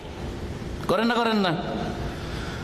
কিন্তু ডাক্তার যদি আপনার হিতাকাঙ্ক্ষী হয়, সে আপনাকে পরামর্শ দেবে, এই খাবেন, এই খাবেন না, এই কারণে আপনার এটা হয়েছে, আপনি চিন্তা করবেন না, আপনি এই এর চাইতে বড় বড় সমস্যা হয়, এই তো প্রাথমিক স্টেজে আছে, কিচ্ছু হবে না, সব ভালো হয়ে যাবে, অর্ধেকটা ভালো হয়ে গেছে, অথচ ক্যান্সার, অর্ধেকটা মন হালকা হয়ে গেছে, বোঝা গেছে? কিন্তু ডাক্তার যদি বলে যে আপনার প্রেশার খুব বেশি, যে অবস্থা, আপনি যে কখন আছাড় খেয়ে পড়েন, আর কখন যে প্যারালাইসিস হয়ে যায়, কি কখন যে হার্ট অ্যাটাক হয়, ওখান থেকে মাথা ঘুরবে আপনার, ঠিক না? জি হ্যাঁ। তাহলে আপনাকে ওই রকম হইতে হবে। রোগী মানুষকে রোগমুক্ত করার জন্য ডাক্তার যতটা চেষ্টা করে পয়সার বিনিময়ে, আপনি লিল্লাহ ফিল্লাহ আল্লাহর সন্তুষ্টির জন্য, এরা হচ্ছে রোগী, শিরকে লিপ্ত রোগী, বেদাতে লিপ্ত রোগী, পাপী হচ্ছে রোগী, ফরজ ত্যাগকারী রোগী, যে হারাম নাজায়েজে লিপ্ত কাবিরা গুনাহ করে সে রোগী, হ্যাঁ, যারা কুফরির অবস্থায় রয়েছে তারা রোগী, বড় রোগী। সুতরাং এই রোগীদেরকে উদ্ধার করার জন্য, রোগমুক্ত করার জন্য আপ্রাণ চেষ্টা করতে হবে আপনাকে একজন দিনের চিকিৎসক হিসাবে। এর জন্য আপনাকে বড় আগ্রহী হইতে হবে। 6 নম্বর বৈশিষ্ট্য হচ্ছে যে আপনাকে হাকিম হইতে হবে। হাকিম মানে, জি, হাকিম মানে কি? হাকিম মানে আমরা বলি যে কৌশলকারী, তাই না? কৌশলটা ঠিক, তো কৌশল মানে কি? কৌশল মানে ধোঁকাবাজি না, কৌশল মানে ভাওতাবাজি না, আর কৌশল মানে দিনের ক্ষেত্রে গোপন করা, লুকিয়ে রাখা নাই, না এগুলো বলা যাবে না, এগুলো বলে ঝামেলা হবে, সারা জীবন জানাইলেন না ওদেরকে। আরে সমাজে যদি বলি যে মিলাদ করা বিদআত, ঝামেলা হবে, বলবো না। লোকজন নামাজ পড়ছে, ওদেরকে যদি বলি যে নামাইতে পড়া যাবে না, ঝামেলা হবে, বলবেন না? না, বলতে হবে। কিন্তু কোনটা আগে বলতে হবে, কোনটা পরে, কোনটা এক্ষুনি বলতে হবে, কোনটা একটু পরে, এগুলো আপনাকে বিবেক বিবেচনা করতে হবে। একটা লোক কলেমা পড়তে এসছে, মুসলমান হবে, আর টাকনার নিচে তার কাপড় আছে, আর মুখে নাই তার দাড়ি, চুলগুলো খুব বড় বড় হয়ে আছে, বোঝা গেছে? হ্যাঁ, হাফ প্যান্ট পরে আছে, বলছে আমি মুসলমান হব। ওকে যদি বলেন টাকনার নিচে কাপড় থাকলে টাকনার নিচে কাপড়ে জাহান্নামে যাবে তোমার, ওইটাকে বলবেন? মুখে দাড়ি নেই, দাড়ি রাখতে হবে। অনেকেই নিয়ে আসে ইসলাম কবুল করাবার জন্য, আর নিয়ে আসার পরে সাথে সঙ্গী হয়ে আসে, আসার পরে বলে যে ছেলেটা কলমা পড়বে, কিন্তু এর খাতনার ব্যবস্থাটা করে দেন। কি বুঝলেন? পয়লা দিন নিয়ে এসছে কলমা পড়ার জন্য, এখনো কলমা পড়া হয়নি, অথবা কলমাটা পড়েছে সদ্য এখনই, আর বলছে একটু খাতনার পেপারটার ব্যবস্থা করে দেন, যাতে করে হাসপাতালে খাতনা হয়ে যায়। ও তো নিউ মুসলিম আছে, বাপ রে বাপ, আমি কলমা পড়লাম, এখন আমরা চামড়া কাটবে, এই তো মুসিবত। হ্যাঁ, পালা এখান থেকে, আর আসা যাবে না, এই পেপারও নিব না, আর ইসলামিক সেন্টার আসবো না। করবে না? করবে না? হেকমত জানতে হবে। এই কিছুদিন আগে এক লোক ওইরকম ইসলাম গ্রহণ করাইতে নিয়ে এসে, সাথে আসার পরে যেমনই কলমাটা পড়া হয়েছে, বলছে একটা পেপারের ব্যবস্থা করে দেন, সেন্ট্রাল হসপিটাল লিখে দেন, একটু খাতনা করাবো। খাতনা করাবেন? খাতনা পরে, আগে দিন শিখান। হ্যাঁ, ওই ইসলামের আরকান, ইমানের আরকান মুখস্থ করান, দুয়া সূরা মুখস্থ করান, নামাজটা 5 ওয়াক্ত ঠিক করান, আর তারপরে হারাম কাবিরা থেকে বাঁচান, তারপরে খাতনা করা যাবে। খাতনা এক্ষুনি খাতনা, চুপ থাকেন। তো হেকমত জানতে হবে আপনাকে। এখন যাকে আপনি হেদায়েত করবেন, দেখবেন বড় রোগ থাকতে ছোট রোগের পিছনে পড়বেন না, বড় রোগ থাকতে ছোট রোগের পিছনে পড়বেন না। একটা লোক বেনামাজি, দাড়িও রাখে না, একসাথে সবটাই, এই দাড়ি রাখো, নামাজ পড়ো নাকি? না না না, আমাদের দেশের লোকেরা এইরকমই করেছে। টুপি শিখিয়েছে, দাড়ি শিখায়নি। টুপি আর দাড়ি সমান করে দিয়েছে। টুপি শিখেছে, নামাজ শিখায়নি।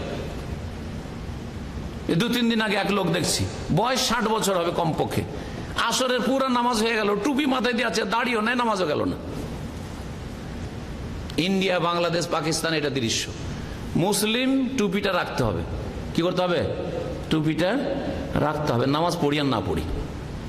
জি হ্যাঁ, টুপি না হইলে নামাজ হবে না। এগুলো জেহালত, এগুলো অজ্ঞতা। তাহলে আপনাকে দিন শিখাইতে হবে, বুঝতে হবে যে কোনটা দিন আর কোনটা দিন নয়, কোনটা জরুরি কোনটা জরুরি না, কোনটা আগে কোনটা পরে। হেকমত মানে, হেকমতটা অত্যন্ত ব্যাপক কথা। হেকমত মানে যেখানে যেটা রাখতে হবে, রাখা উচিত, সেখানে সেটা রাখবেন। যেই সময় যেই কথাটি বলা উচিত সেই কথাটা তখন বলতে হবে। যে যখন যেই বিষয়টি সম্পর্কে তাকে সজাগ করা উচিত তখন সেটা করতে হবে। বিশেষ করে যারা প্রাথমিক স্টেজে আছে, না অনেক পুরাতন গেছে, ধীরে ধীরে সব কথা বলেন।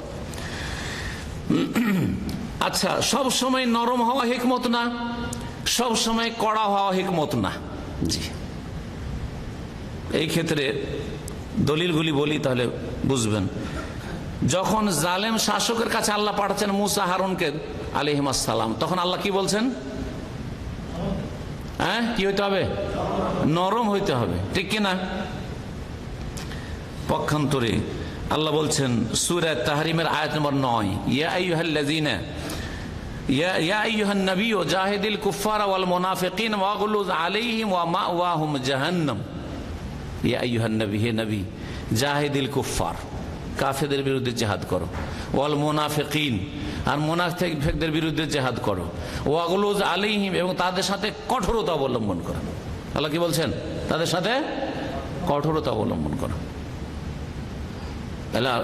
আল্লাহ বলছেন ফাবিমা রাহমাতিম মিনাল্লাহ লিনতা লাহুম, নবীকে সূরা আলে ইমরানে বলছেন যে তুমি আল্লাহর অনুগ্রহ পূর্বক কি হয়েছো? নরম হয়েছো।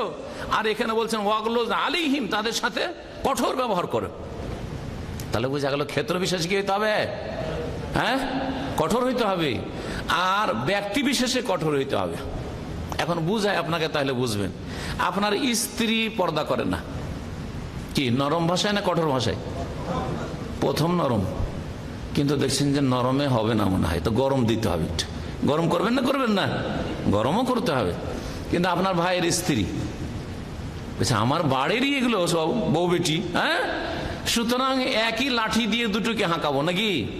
আপনার স্ত্রীকে যেই রকম ভাষা সেই রকমই আপনার ভাবিকেও সেই ভাষা। তো আপনার বড় ভাই এসে পিটন দিবে কিনা আপনাকে? হ্যাঁ, মারামারি লাগবে কিনা তো ভাই? হ্যাঁ জি। আর না হলে ওই মহিলা যাবে আপনার ভাবি বা আপনার ছোট ভাইয়ের স্ত্রীকে ওর ভাইয়ের আগে ডেকে নিয়ে আসবে আপনাকে মারার জন্য। জি, ঝামেলা বাঁধবে না বাঁধবে না? তাহলে বোঝা গেল যে না, ক্ষেত্র বিশেষে ব্যক্তি বিশেষে নরম হইতে হবে আর ক্ষেত্র বিশেষে কঠিন হইতে হবে। এই জন্য ছেলে মেয়েদের তরবিয়তের ক্ষেত্রেও এটা দাওয়াতের প্রথম ক্ষেত্র। আপনার ছেলেরাকে যদি মানুষ না করতে পারেন তো পরকে বলে লাভটা কি? আগে ছেলেদেরকে ভালো মুসলিম বানাইতে হবে। সুতরাং সবসময় শেষ করে দিচ্ছি, সব সময় গরম না আর সব সময় ঠান্ডা না, ছেলেদেরকে সবসময় আদর করছেন, কখনো ছেলে মানুষ হবে না। আর ছেলেদেরকে সবসময় কড়া ভাষায় কথা বলছেন, তাও কোন মানুষ হবে না, বিদ্রোহী হয়ে যাবে। সবসময় কড়া ভাষা বলে বিদ্রোহী হয়ে যাবে। আর সব সময় নরম ভাষায় মিষ্টি ভাষায় শুধু বাবু বাবু করতে থাকেন তো মাথায় চড়ে নেবে লাফ দিয়ে। জি, বাপ মাকে লাথি মারে আর বাপ মা হ্যাঁ হ্যাঁ হ্যাঁ করে হাসে। কিছু বেকুব বাপ মা আছে। এই ছেলে মেয়েরা কখনো মানুষ হবে না। বাপ মাকে তো মজাই লাগছে লাথ খেতে। হ্যাঁ, 4-5 বছরের বাচ্চা দিচ্ছে এসে বাপকে এক লাথ, মাকে এক লাথি দিল, আর দুজন মিলে হাসছে, মানে আদরই চলছে যেন। এতে ছেলে মেয়ে কখনো মানুষ হবে না। না, সতর্ক করতে হবে। এই বয়সে যেমন সতর্ক করা লাগে ওইরকম সতর্ক না। মার দিলে চলবে না। 5 বছর 7 বছরে মারতে হবে না। 10 বছরে গিয়ে মারতে বলেছেন। জি হ্যাঁ, 7 বছরে মারতে বলেন নাই। 8 নম্বর বৈশিষ্ট্য সংক্ষেপে বলি, আর দলিল বলবো না কারণ সময় শেষ হয়ে গেছে।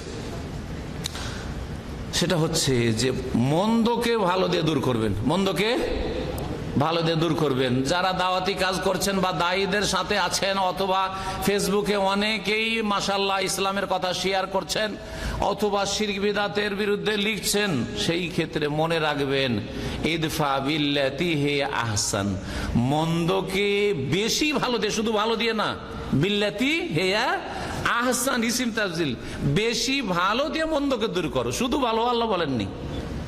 তাহলে যখন কেউ গালাগালি করছে তাদেরকে ভালোবাসা, গালাগালি আপনি করবেন না, আপনারও ভাষা ওই রকমই। হ্যাঁ, কেউ কাফের ফতোয়া দিচ্ছে আপনিও কাফের মুশরিক ফতোয়া দিবেন না।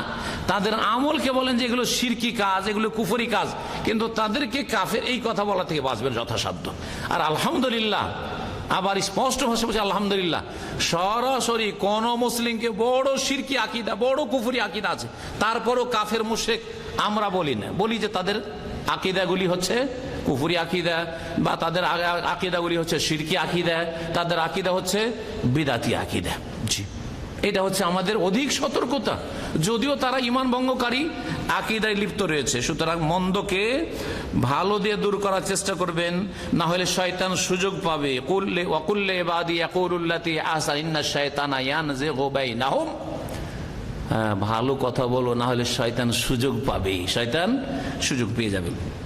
9 নম্বর বৈশিষ্ট্য হচ্ছে যে দায়ীর সম্পর্ক হবে আল্লাহর সাথে, আল্লাহ রাসূল সাল্লাল্লাহু আলাইহি ওয়াসাল্লামের সাথে, জি মুমিনদের সাথে ঈমানি সম্পর্ক হবে, আর অন্য কোনো সম্পর্ককে কোনো গুরুত্ব দেবে না।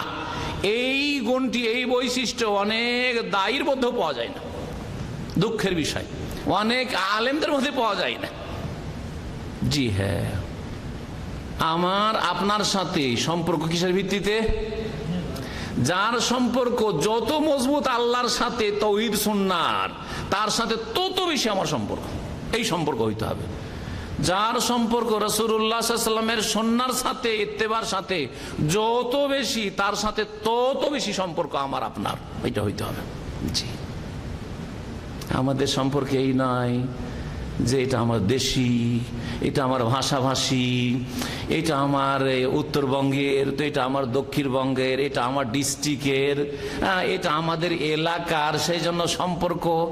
এইসব সম্পর্কের ভিত্তিতে যারা দুনিয়া করেছে, দুনিয়া পাবে, দিনের খেদমতের তৌফিক হবে না। ভালো করে শুনে রাখেন, ওয়ালা হবে কিসের জন্য? ইন্নামা ওয়ালিয়ুকুমুল্লাহু ওয়া রাসূলুহু ওয়াল্লাযীনা আমানু। আল্লাহ বলছেন তোমাদের বন্ধু হচ্ছেন আল্লাহ এবং তার রাসূল সাল্লাল্লাহু আলাইহি ওয়াসাল্লাম, ওয়াল্লাযীনা আমানু, এবং যারা ঈমানদার। কেমন ঈমানদার? শুধু জাতিতে মুসলিম না, আল্লাযীনা ইউকিমুনাস সালাহ, যারা 5 ওয়াক্ত নামাজ কায়েম করে, ওয়া ইউতুনাজ যাকাত, এবং যাকাত দেয়, ওয়া হুম রাকিউন, এবং যারা রুকুকারী। আল্লাহর অনুগত তারা। এই সম্পর্ক আমাদের দ্বীনের ভিত্তিতে, তাকওয়ার ভিত্তিতে সম্পর্ক হবে। নবী মুহাম্মদ সাল্লাল্লাহু আলাইহি সাল্লামের মজলিসে যারা বসতেন, ঘনিষ্ঠ লোক, চিনেন তাদেরকে? জি হ্যাঁ, আবু বকর কুরাইশী, বোঝা গেছে কিনা? কুরাইশ বংশের। তার পাশেই বসে আছেন কে? বেলাল হাবশি। বেলাল রাদিয়াল্লাহু তাআলা আনহু কালো মানুষ, আফ্রিকার প্রতিনিধি। বসে আছেন সোহাইব রুমি রাদিয়াল্লাহু আনহু আজমাইন। সোহাইব রুমি কোথাকার? রোম দেশের, মানে ইউরোপের প্রতিনিধি বসে আছেন। সালমান ফারসি রাদিয়াল্লাহু আনহু, জি, এশিয়ার প্রতিনিধি ওয়ান আরব আজমি বসে আছেন।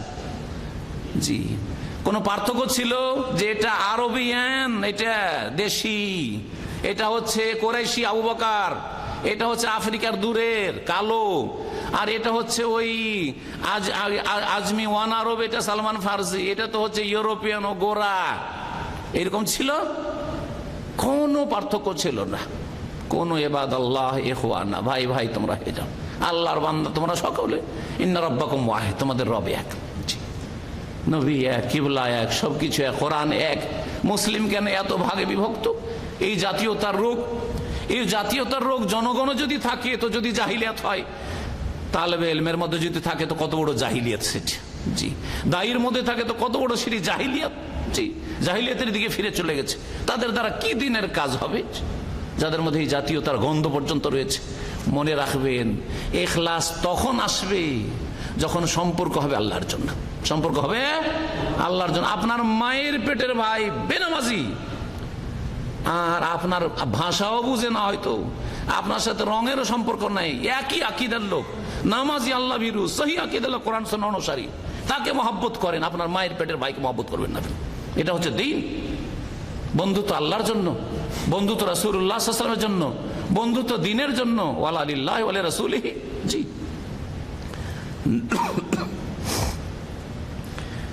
10 নম্বর বলে শেষ করে দেব, দায়ী যে হবেন, দায়ী যেন সহিহ আকীদার হয়। 2-3টা সহিহ আকীদার কথা বলে দিয়েছে। সহিহ আকীদার এলাকায় জলসা করতেছে, মাহফিল করতে এসছে। আসার পরে সেখানে, জি, আর ওই জলসার বেদাতি দুরুদ পড়বে না, তখন দুরুদ ইব্রাহিম পড়িয়ে দিয়েছে। ওখানে আসার পরে সম্মিলিত আর জিকির করেনি, সম্মিলিত দুরুদও পড়ে, আল্লাহুম্মা সাল্লি আলা সাইয়্যিদিনাও করে নাই। আর তারপরে এলাকায় দেখেছে যে আমার তো এটা একটা ভালো ফিল হতে যাচ্ছে জলসা মাহফিলের, ওখানে সে বলে দিচ্ছে যে হ্যাঁ সূরা ফাতিহা পড়তে হবে, অথবা বলে দিচ্ছে যে রফেদান করতে হবে।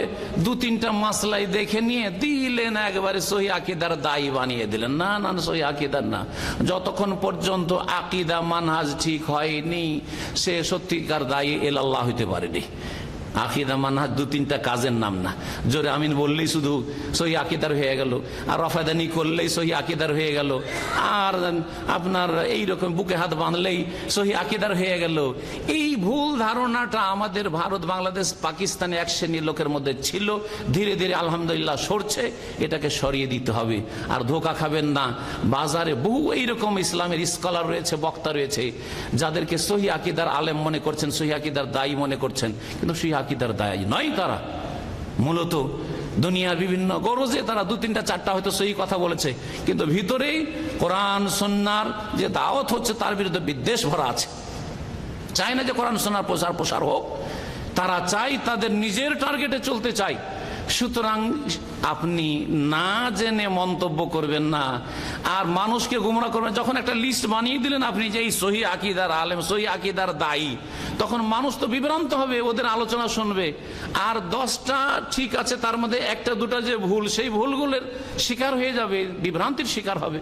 সুতরাং আল্লাহর হস্তে মনে রাখবেন যে দাওয়াতি কাজ করবেন, আপনার আকীদা যেন ঠিক হয়, মানহাজ ঠিক হয়, আপনার দাওয়াতি কর্মপন্থা যেন রাসূলুল্লাহ সাহাবায়ে কেরামের তরিকায় হয়, সালাফে সালেহিনের তরিকায় হয়। 50-60 বছর আগে, 80 বছর আগে কেউ দাওয়াতের একটা ব্যাখ্যা দিল, ইসলামের ব্যাখ্যা দিল যে ইসলাম এইভাবে কায়েম হয়, প্রতিষ্ঠা হয়, আর আপনি তাদেরকে সহিহ আকীদার লিস্টে আপনি শামিল করে দিলেন, দিয়ে মানুষকে বিভ্রান্ত করে দিলেন। এইরকম কাজ করবেন। আল্লাহর হস্তে সহিহ আকীদা বোঝার চেষ্টা করবেন এবং সহিহ মানহাজ বোঝার চেষ্টা করবেন, তারপরে দাওয়াতি কাজ করবেন। অল্পই করেন, কিন্তু তাতে বরকত হবে। আল্লাহ যেন আমাদের কথায় বরকত দান করেন, কাজে বরকত দান করেন, এবং কোরআন সুন্নাহর কথা কথা প্রচার প্রসার করার তৌফিক দান করেন। দায়ী ইলাল্লাহ হিসাবে আমাদেরকে যেন কবুল করে নেন। আমাদের সম্পর্ক যেন দিনের সম্পর্ক হয়, তাকওয়ার সম্পর্ক হয়, আর ইত্তিবার সম্পর্ক হয় নবী করিম সাল্লাল্লাহু আলাইহি সাল্লাম। আল্লাহ যেন আমাদের গুনাহ খাতা যেন মাফ করে দেন, আল্লাহ ভুল ভ্রান্তি যেন মাফ করে দেন এবং সহি আকীদা গ্রহণের তৌফিক দান করেন। যারা সহি আকীদা পেয়েছেন সহি আকীদার প্রচার প্রসারে যেন তৌফিক দান করেন। 5 ওয়াক্ত নামাজের হেফাজতে আল্লাহ যেন তৌফিক দান করেন। আল্লাহ রাব্বুল আলামিন যেন আমাদেরকে আজীবন দাওয়াতের কাজে অংশ নেওয়ার তৌফিক দান করেন। যাকে আল্লাহ যেই ময়দানে রেখেছেন সেই ময়দানে যেন আল্লাহ দাওয়াতের কাজের তৌফিক দান করেন। যাদের অর্থ রয়েছে অর্থ দিয়ে দাওয়াতের কাজের তৌফিক দান করেন। যাদের কাছে ইলম রয়েছে ইলম দিয়ে দাওয়াতের কাজের তৌফিক দান করেন। যাদের সৎ পরামর্শ রয়েছে আল্লাহ সৎ পরামর্শ দিয়ে, শ্রম দিয়ে, সময় দিয়ে আল্লাহ যেন দাওয়াতের কাজে অংশ নেওয়ার তৌফিক দান করেন। সুবহান রাব্বিকা রাব্বিল ইজ্জাতি আম্মা ইয়াসিফুন ওয়া সালামুন আলাল মুরসালিন ওয়াল হামদুলিল্লাহি রাব্বিল আলামিন।